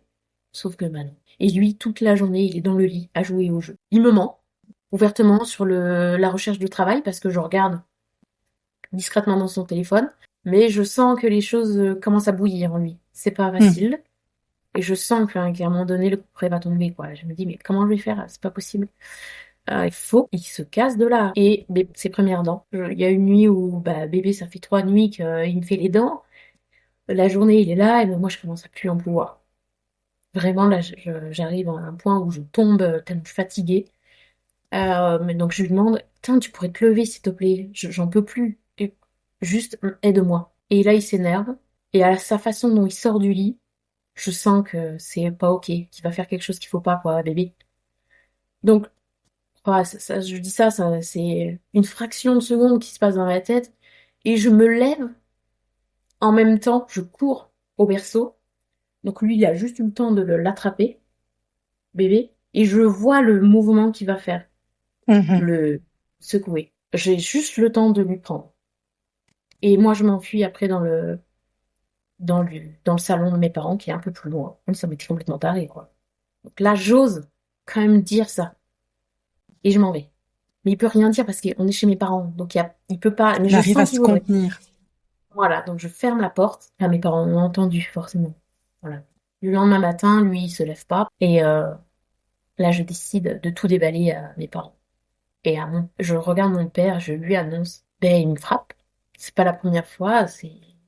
Et je veux qu'il Mhm. parte. Et je lui demande. Et là, il se lève. Il lui demande des comptes. Et il l'envoie. Il lui demande de s'habiller. Il l'éjecte dehors. Je le vois foutre un coup de pied dans son ordinateur qu'il avait tout le temps avec lui, et il le jette dehors. Et là, c'est une baffe pour mes parents. Je vois dans leur regard qu'ils auraient voulu m'aider avant, Mhm. et que bah, ils auraient pas voulu ça pour moi, quoi. C'est compliqué, mais de voir ça dans leur regard. Je m'effondre parce que je sais que je suis en sécurité, que bébé est en sécurité. Et alors, il fait déjà une pseudo-tentative de suicide, c'est-à-dire qu'il m'envoie par message qu'il va se tuer. Il a notre voiture, hein. J'appelle les gendarmes, hein. Je peux pas le laisser Mhm. comme ça non plus. Donc j'appelle et là, il fait sa victime. Ouais. Il fait sa victime en disant que j'ai tout gardé, toutes les affaires, que les moyens de paiement et tout ça, qu'il me laisse sans rien. Et à ce moment-là, le gendarme qui est là, il est en plein divorce et sa Mhm. femme l'empêche de voir ses enfants. Je l'ai su après, mais c'est important parce que en fait, il me traite mais comme de la merde. Il n'y a pas d'autre mot. Il m'oblige à lui donner, alors qu'il n'y avait rien d'obligé, hein. Il m'oblige à lui donner le carnet de chèques, donc il vide le compte en banque, donc j'ai plus rien. Et comme on est mariés sur le bien commun, et ben il vide l'argent de la société que j'avais en Nouvelle-Calédonie, donc ma Mhm. pâtisserie. J'ai plus rien. Je me retrouve avec les affaires de bébé et les 2 pantalons et les 2 t-shirts que j'avais. En Mhm. plus, lui, il a les colis de l'armée et il vend toutes mes affaires. C'est lui qui a reçu tout le container. Donc j'ai plus rien. Voilà. Donc je fais les démarches pour mettre moi mon adresse et très vite avoir des aides en fait parce que il faut que j'élève mon fils. Une fois que j'ai mis ça en place, je m'effondre vraiment. Pendant je sais pas combien de jours ça a duré. Je n'ai plus de souvenir de ça. Et il y a un jour où je me réveille parce que je vois ma mère en train de s'occuper de mon fils, le bercer alors qu'il pleure, il a besoin de moi, je le sens, je l'entends. Mhm. Mais et là je me dis mais tu peux pas, c'est pas possible Marine, tu peux pas le laisser à ta mère. Enfin, elle est bien gentille mais c'est toi la mère. Mhm. Et à partir de ce moment, je mets un pied à terre et je dis allez, ben faut y aller. Donc je Mhm. retrouve du au 3 jours après et je vais à la gendarmerie, le village de mes parents, et j'essaye de porter plainte. Pareil, ils veulent pas. Et pour Ils quelle refusent raison cette fois? parce qu'il fallait que je le fasse avant, là-bas en Calédonie et pas maintenant. Je me laisse pas abattre. Je vais dans Ok. une autre. Là, ils prennent ma plainte. Enfin, C'est illégal de refuser une plainte. ouais. Et ben là, je le sais à la deuxième gendarmerie. Ils me disent Mhm. mais vous n'avez pas été à votre village? J'ai dit mais parce qu'ils ont pas voulu. Mais comment ça, ils ont pas voulu? Et là, il m'explique. Le gendarme, à un moment, il m'explique en fait que c'est pas, ils ont pas le droit. Ils prennent ma plainte, mais il y a pas de, c'est pas avec des gants, quoi. C'est, alors que nous, on a besoin de douceur dans ces moments-là. C'est très compliqué de Mhm. dire, c'est humiliant. Oui. Donc, il me pose des questions quand même, et c'est un peu, il y a un peu de, ce serait pas un peu de votre faute quand même de derrière, Ok. qu'il y a quand même. Mais il sent très vite que ça m'atteint. Donc voilà, il prend ma plainte, il finit de porter et il me dit qu'il y a une assistante sociale qui peut m'aider Ok. au sein de la police. Et elle est donc je la vois quelques jours après et elle est pour terminer ma plainte et, Mhm. euh, et accompagnée d'une personne justement pour les violences conjugales. Mhm. Et là, on me donne le numéro d'une association pour femmes battues Ouais. où je vais pouvoir aller poser mon histoire aussi. Mhm. Donc là, j'y vais une fois par semaine et voilà, je dépose. En attendant, moi, ben, je travaille quand même et Mhm. je décide de porter l'affaire au tribunal. Donc pour Mhm. divorce, le divorce d'abord, et puis pour violence conjugale en fait. Mhm. Donc et là en fait commence un combat. C'est vraiment un autre combat, qui est le combat de la justice, parce que ben en fait on veut juste être entendu. Mhm. Et et puis j'essaye de m'en sortir même toute seule, alors que lui il a récupéré tout et moi rien quoi. Et moi j'élève son fils et autres. Mais il y a un moment de rechute. Il y a un moment de rechute parce que c'est dur toute seule. Mhm. Il y a ce moment où je dois faire le deuil de la femme idéale que j'avais idéalisée en fait avec Mhm. lui, et j'arrive pas pour mon fils parce que si je me sépare de lui, son père sera plus là tous les jours, Mhm. même si je sais que c'est pas un bon modèle. Il y a il y a de ça en moi qui est là, et donc là je lui demande si on peut se revoir et s'il veut revoir son fils, mais jamais seul. Mhm. Il est là, il prend pas, il le voit 1 heure. Et là, il recommence ses belles paroles et tout ça. Sauf que là, elles résonnent plus pareil. Il y a un truc en moi qui me dit hum, hum, c'est faux. Mhm. Il te fait croire encore. Il le pense pas. Et là, ben non. Je décide de plus lui donner, de plus le voir. Oui, là c'est Et vraiment la décision claire. oui, parce que je le sens. Je le sens. Mhm. J'ai compris en fait. Et il avait encore cette emprise sur moi. Attention, là, à ce moment-là, j'avais peur de lui encore. Mhm. Et là, bah, je vais au tribunal hein, pour que ça soit déclaré et qu'il ne voit pas son fils tout seul, qu'il le voit en point rencontre.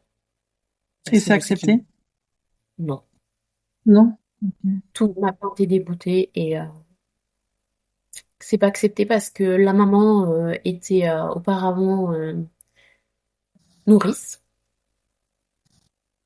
Et donc, c'est comme si c'était une valeur sûre. Oui, un gage de confiance. Voilà. Par contre, il peut pas le voir sans être chez sa maman. Ok. Mais voilà, il faut qu'il ait une maman pour le voir.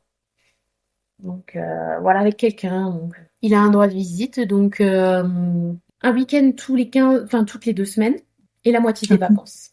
Là, il a 1 an, quand c'est enfin passé au tribunal, il a 1 an et quelques. Et donc, du coup, il a passé quand même presque 1 an sans voir son père, hein. Mais moi, ça m'angoisse de le savoir chez la belle-mère, le beau-père. Il est pas là, presque pas là du week-end, c'est la mamie qui s'en est occupée, quoi. Oui, Mais donc il ça, voit ça pas vaut. vraiment son père. Ouais, non. Donc, il y a un côté qui me rassure en me disant que bah, finalement, c'est les grands-parents qui le voulaient, et ça, je savais. Moi, je ne peux pas couper ce lien, mais juste le sécuriser de son père. Donc, du coup, voilà, bah, là, à ce moment-là, on reste seul avec son insécurité chaque week-end. Ben, c'est une horreur pour moi. C'est, je suis sans souffle. Mhm. C'est comme si je ma respiration. Je suis sur le qui-vive. Je suis prête à dégainer mon portable parce que je me dis qu'on va m'appeler pour quelque chose, il y a un truc, quoi. Et voilà. Et Et là, qu'est-ce c'est qui dur. t'aide justement? Pardon. Qu'est-ce qui t'aide à tenir le Alors, coup? alors j'ai commencé le MDR à ce moment-là. Donc déjà moi pour traiter les violences, pour que ça soit plus. Alors le MDR, pour ceux qui ne savent pas, c'est vraiment pour que le blocage ne reste pas dans notre corps, dans notre cerveau, et que ça n'efface pas ce qu'on a vécu, mais ça ne bloque pas. À Mhm. l'image de l'eau, c'est vraiment, on va pas se confronter à la montagne, et ben ça va la contourner juste, mais on va pouvoir continuer. C'est ce que Mhm. fait le MDR. Donc du coup voilà, il fallait que moi je me dégage de ça pour pas rester là-dedans et avancer. Et ça, depuis toute petite, hein, ça a toujours été ma façon de fonctionner. Il faut que j'avance de toute façon. Mhm. Voilà, ça peut pas stagner. Et voilà. Donc je fais ça. Et à l'époque, je travaille dans la fonction publique, on va dire ça comme ça, pour ne pas citer le nom. Et je rencontre une personne qui s'installe dans les énergies, dans l'hypnose et dans le transgénérationnel. Alors, moi, j'avais commencé de la psychologie avec un psychiatre, mais ça m'allait pas du tout. Euh, Mhm. Ça m'allait pas, moi. Ça peut aller à d'autres personnes, il n'y a pas de souci, mais moi, ça n'allait pas assez vite pour moi. Et surtout que je voulais des réponses à mes questions. Mhm. Et que bah, le psychiatre, il attend un petit peu que vous trouviez les solutions, quoi. Sauf que je vois Mhm. que ces réponses ne peuvent pas être dans mon réel, dans mon quotidien. Faut que j'aille les Mhm. chercher quelque part. Donc, du coup, je commence le transgénérationnel. Donc, c'est-à-dire que l'on Qu'est-ce que va. c'est? Alors le transgénérationnel, ça peut être individuel ou collectif. Alors moi j'ai fait beaucoup de collectifs, donc on est en groupe. On vient traiter un sujet, un problème, un obstacle, une façon d'être qui nous convient plus, et on voit si ça vient de nos lignées ou si ça vient de d'ailleurs, parce qu'on peut traiter aussi enfin sur ces constellations familiales justement des choses qui n'ont rien à voir avec notre lignée. C'est possible aussi. Donc, le groupe, on va choisir des personnes qui vont représenter des personnes de notre famille sur le moment. Elles vont ressentir des choses qui leur appartiennent pas parce elles vont euh, vivre un personnage. Elles vont être pendant un temps, par exemple, mon grand-père, ma grand-mère. Ça peut être un homme ou une femme, un peu n'importe. Et donc, du coup, on va pouvoir, sans avoir, parce que des fois, il y a des gens qui sont morts, hein, dans nos ancêtres, donc du coup, on peut pas avoir les réponses. Et Mhm. sur l'obstacle, en tout cas, que l'on a à travailler, on va avoir des réponses par les ressentiments. Et surtout, il y a une personne qui guide ces constellations et qui va poser la paix sur l'histoire ou alors couper les liens qu'il faut couper, rendre les fardeaux qu'il faut rendre. Et à la fin, on intègre la constellation. Donc, il y a une personne qui joue notre rôle et on intègre ces constellations pour prendre à nouveau ces énergies, c'est-à-dire que ça se passe au niveau mémoire cellulaire. Mhm. Le fait est que de voir jouer ces scènes devant nous, bah, au niveau psychologique, ça va déjà faire un chemin dans notre cerveau avec un peu plus de réponses, et ça Mhm. va faire travailler les choses. Et il faut au minimum 21 jours pour que les mémoires cellulaires changent. Donc, pendant 21 jours, le groupe ne doit pas parler de ce qu'il a vécu pour réellement et correctement intégrer ces nouvelles mémoires. Mhm. Et du coup, on peut libérer des fardeaux que l'on a. Voilà, moi j'ai traité l'injustice, j'ai traité ma relation aux hommes comme ça, parce que c'est des choses qui nous viennent aussi de nos ancêtres, parce qu'ils se faisaient beaucoup dans le temps, hein, sur la soumission, etc. Donc ben voilà, j'ai dû couper avec ça parce que c'était hors de question de continuer à me construire avec ça. Mhm. Et du coup, c'est des petits boulets qu'on lâche, voilà, à chaque fois sur les pieds. Et moi, j'ai voulu faire cet exercice-là parce que bah, déjà, c'était compliqué pour moi de vivre le divorce parce que c'était un combat. Et puis le fait est que ça n'avait pas été reconnu, ben, c'est un autre tsunami que ce dont on se pense. Ça veut dire que ben, on nous dit, bah non, ce que tu dis, c'est pas vrai. Mhm. Ça, c'est pas OK. Après un combat comme ça, ça nous laisse sans voix, quoi. Ouais. Oui, il y a une grande injustice derrière. Voilà, donc j'ai essayé en fait d'aller chercher cette injustice, cette justice autrement. Mhm. Ok. Et donc voilà, d'essayer de me réparer aussi parce que faut pas oublier que les violences que j'ai eues, c'était bon, verbal, physique. J'ai eu aussi de la menace sous des armes, etc.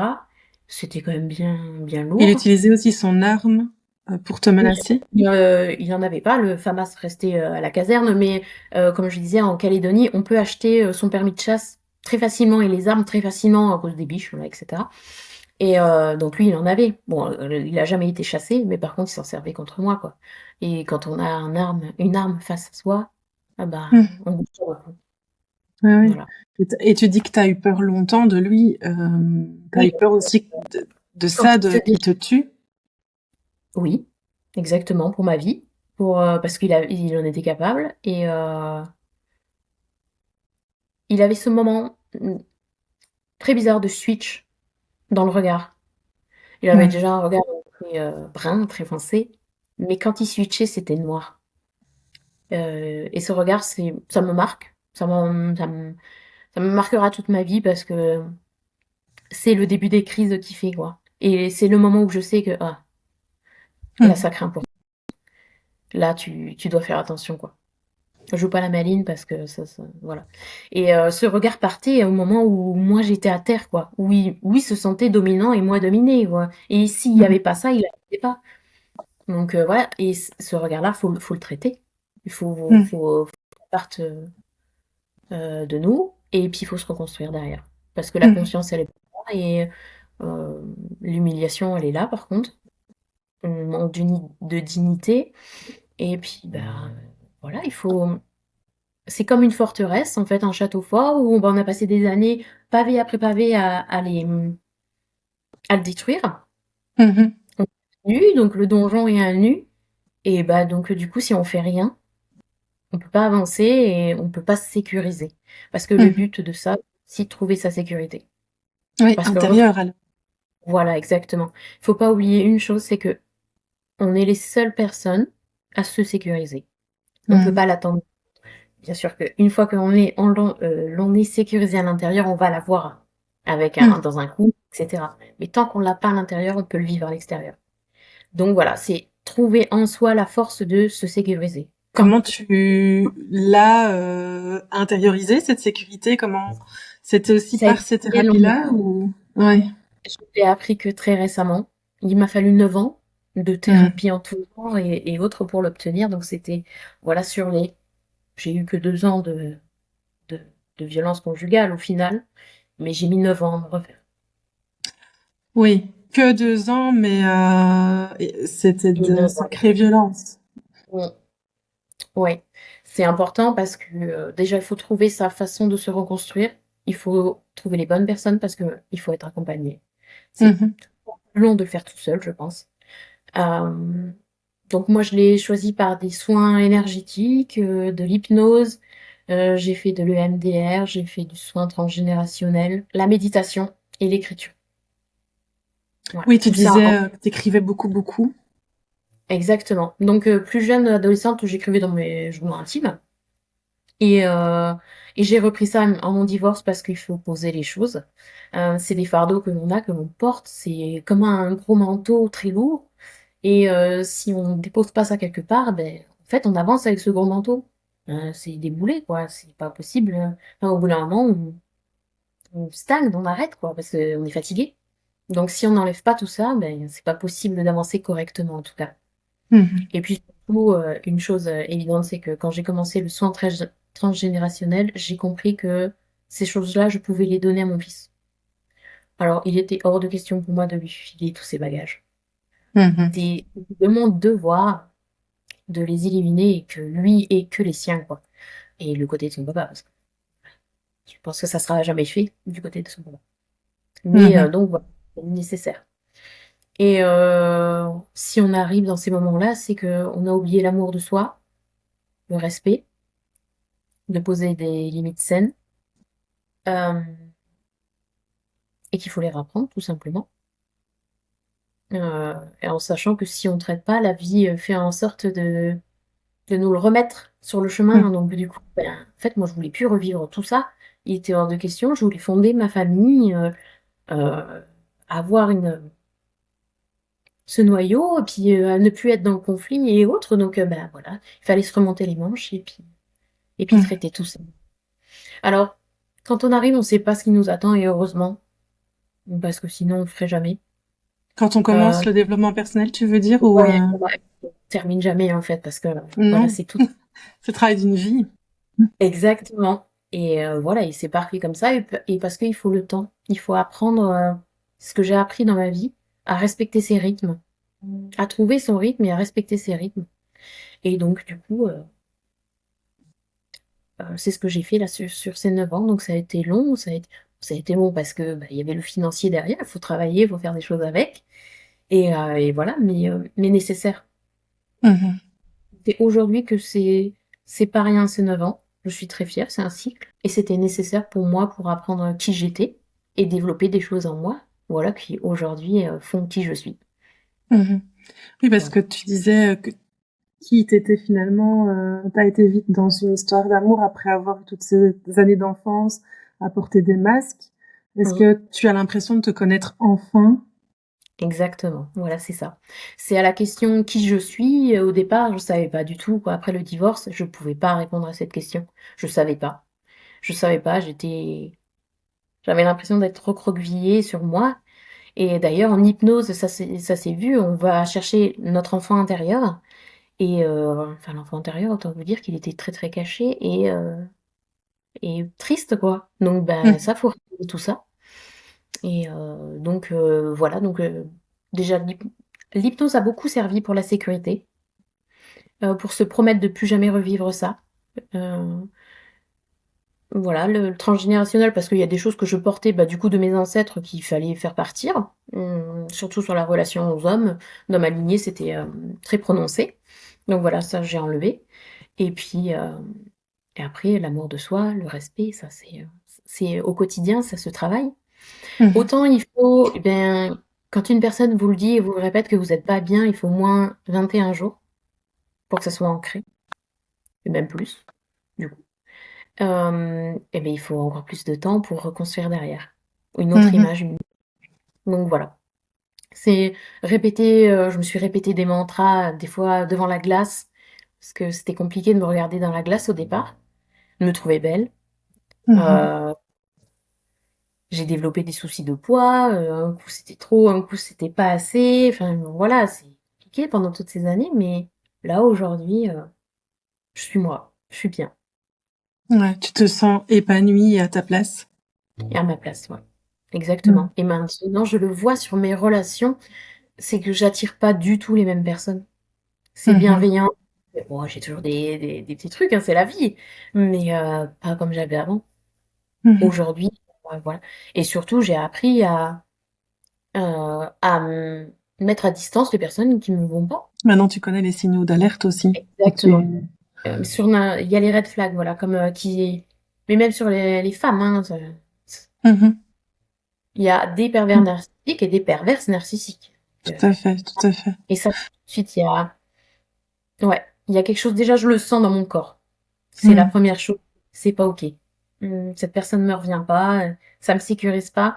Et après, dans leurs paroles, Mmh. leur façon d'être, leur façon, voilà, Je le vois tout de suite sur les cycles que moi j'ai vécu. C'est un peu Mhm. comparable. Du coup, non.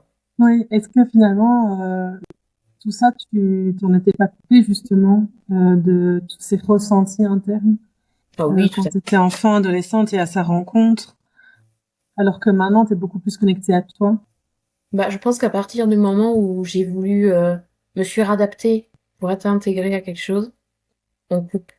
On coupe Mhm. nos directement. Parce que au départ, notre corps, il est pas d'accord pour se faire adapter. Il nous le dit, hein, et nous, on Mhm. l'entend juste pas, hein. Et on veut pas Ouais. l'entendre. On est On veut pas l'entendre, ouais, ouais. exactement, on est dans le déni, et donc du coup, bah, c'est à Mhm. partir de ce moment-là où, bah, quand on n'écoute pas, il nous arrive des choses, forcément, hein, Mhm.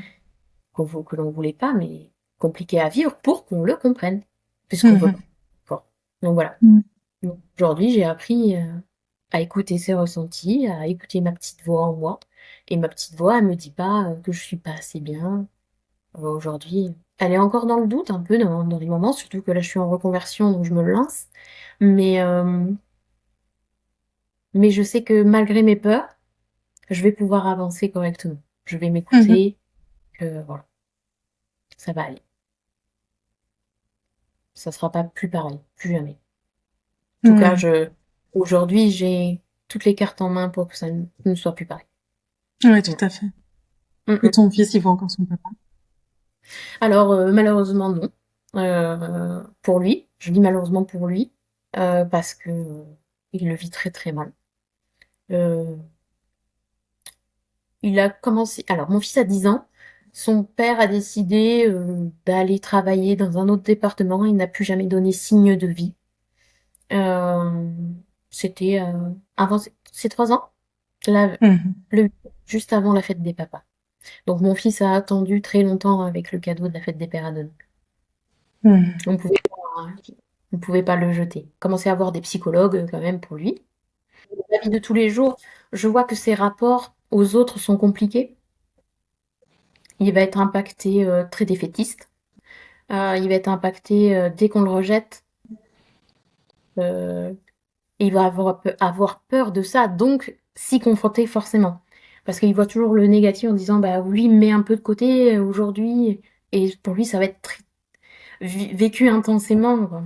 Et Mhm. parce qu'il n'est pas assez bien pour il y a que là cette année où il s'est mis au basket et où ça lui redonne confiance en lui et il Mhm. est différent.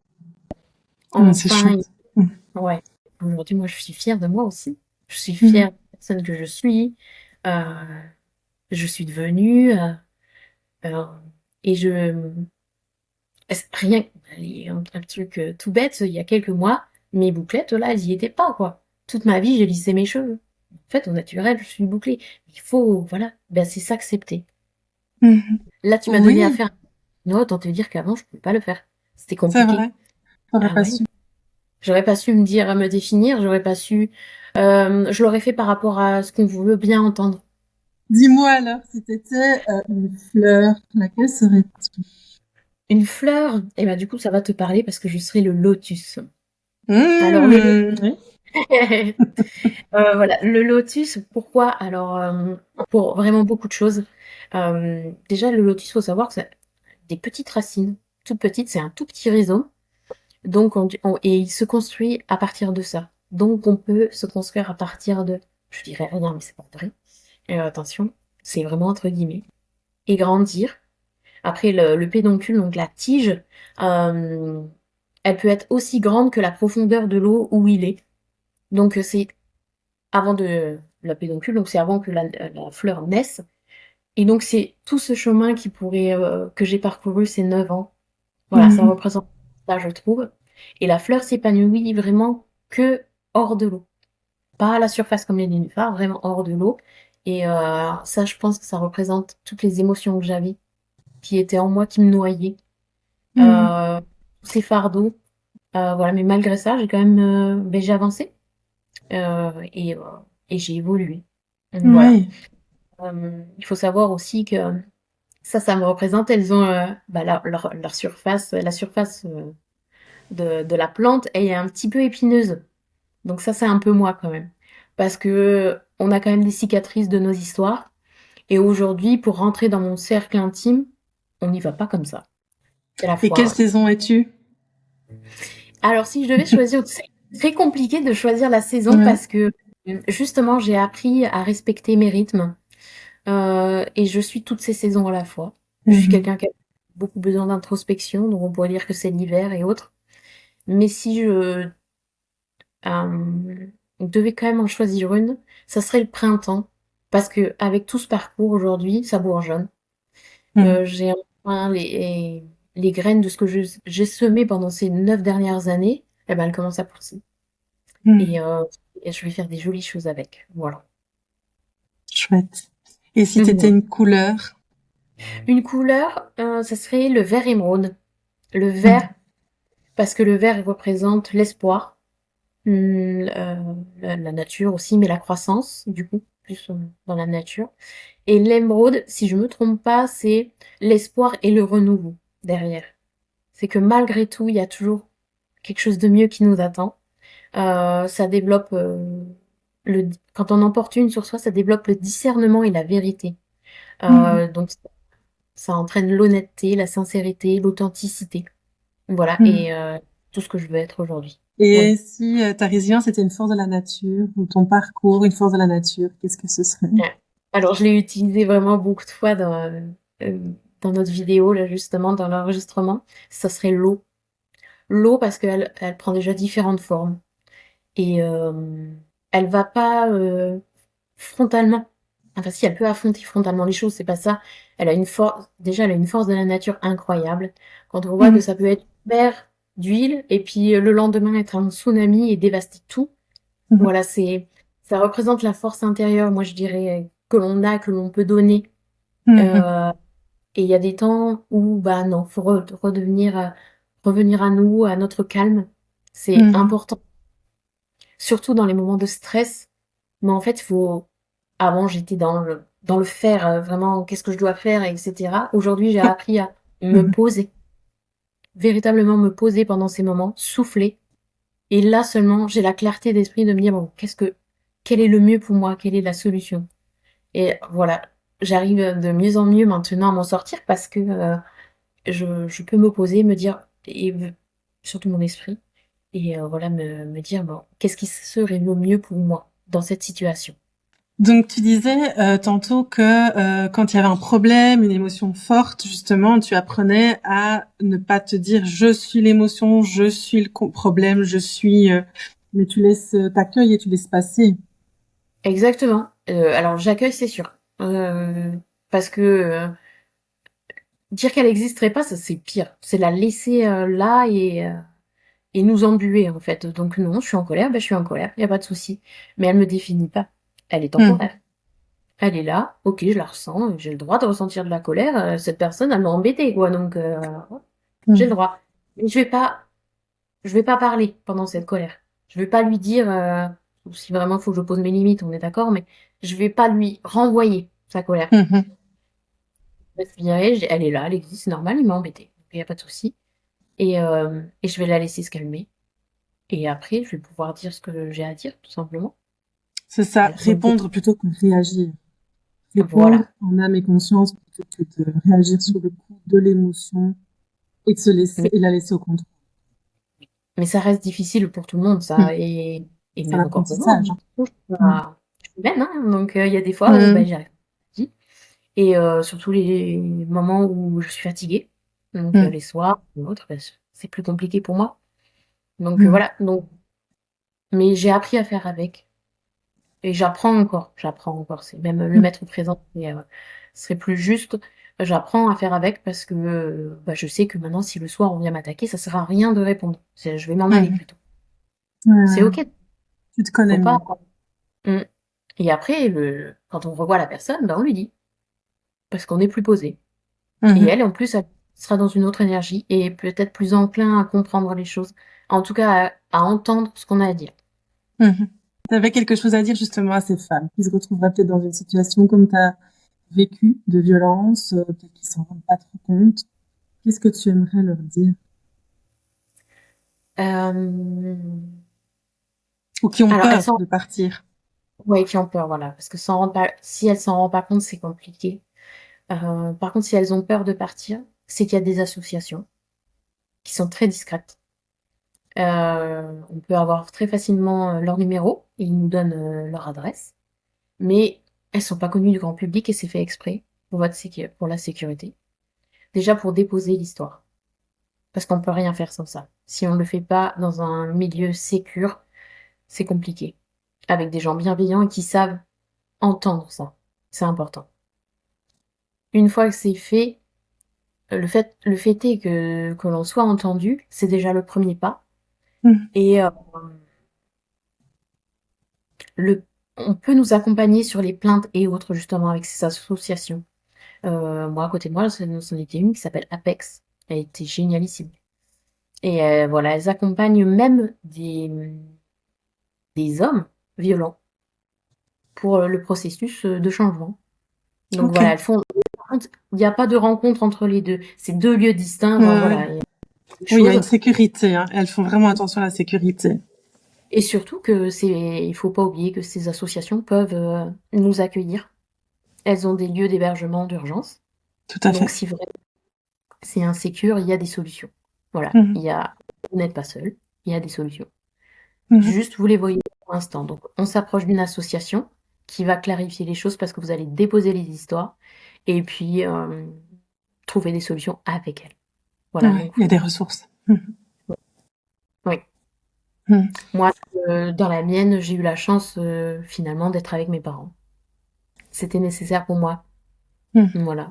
Et après d'avoir rencontré cette association. Mhm. Voilà, qui m'a emmenée, moi, à traverser mon divorce toute seule.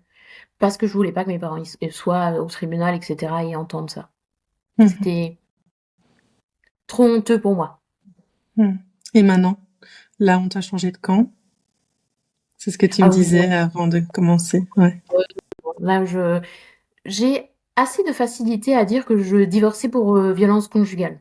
Je le dis pas à n'importe qui non plus, à la personne qui peut entendre et qui en a besoin. Mais je ne dis jamais ce qu'il y a eu. C'est la première fois là que je vais le dire depuis mon EMDA, donc ça fait longtemps. Et je l'ai jamais dit proprement dit comme ça à mes parents. Mhm. Mhm. Euh, voilà, ni à ma famille, c'était pas possible pour moi de raconter. Parce que je pense que ça m'appartient et c'est ma façon de voir les choses. Je sais que les choses devaient venir de moi. Ça devait changer en moi absolument. Et je voulais me construire, je voulais vraiment répondre à mes questions, qui je suis. Cette Mhm. question-là. Seul moi pouvait le faire. Mhm. Donc, Tout à fait. j'ai moi-même mis mes parents et ma famille à distance de tout ça. Mhm. Je, Ouais. je voulais le faire seul. Et est-ce que tu as un compliment à te donner? Tu m'as demandé un mantra à la fin. J'en ai trouvé un. Alors, je l'ai noté, tu vois. Ça serait justement des choses à se répéter, peut-être au quotidien pour ces femmes, en se regardant dans la glace, tous les jours, véritablement. Je vous assure que ça peut changer rien que des phrases à se répéter peut changer les choses sur la confiance et autres. Et justement, les mantras, moi, m'ont beaucoup aidé. Même, je le fais faire à mon fils tous les matins. Voilà. Donc, c'est des phrases très positives et voilà, pour redonner confiance, sourire, etc. Donc là, ce mantra, ça serait: je mérite le respect, j'honore ma valeur, je crée ma propre sécurité et je suis libre. Merci beaucoup pour tout ton témoignage. Plaisir. L'histoire de Marine rappelle à quel point il est difficile de sortir des violences conjugales. Rien n'est simple, ni les démarches, ni les doutes, ni les allers-retours émotionnels, ni la peur qui s'installe. Partir ne se fait jamais d'un coup. Partir demande du courage, un contexte, du soutien, et souvent une raison plus grande que soi, comme protéger son enfant. Si vous écoutez cet épisode et traversez vous aussi une relation violente, sachez une chose essentielle, vous n'êtes pas seul. Parlez-en à quelqu'un de confiance, c'est le premier pas. Tournez-vous vers une assistante sociale, de police, une ASBL, une association spécialisée, un service d'aide aux victimes. Demander de l'aide n'est pas une faiblesse, c'est le premier pas vers la sécurité. Il existe des personnes et des structures qui peuvent vous accompagner, vous protéger et vous écouter sans jugement. Merci à Marine d'avoir partagé son histoire pour toutes celles et ceux qui n'osent pas encore parler. Et merci à vous d'être là avec nous dans Deep Bloom.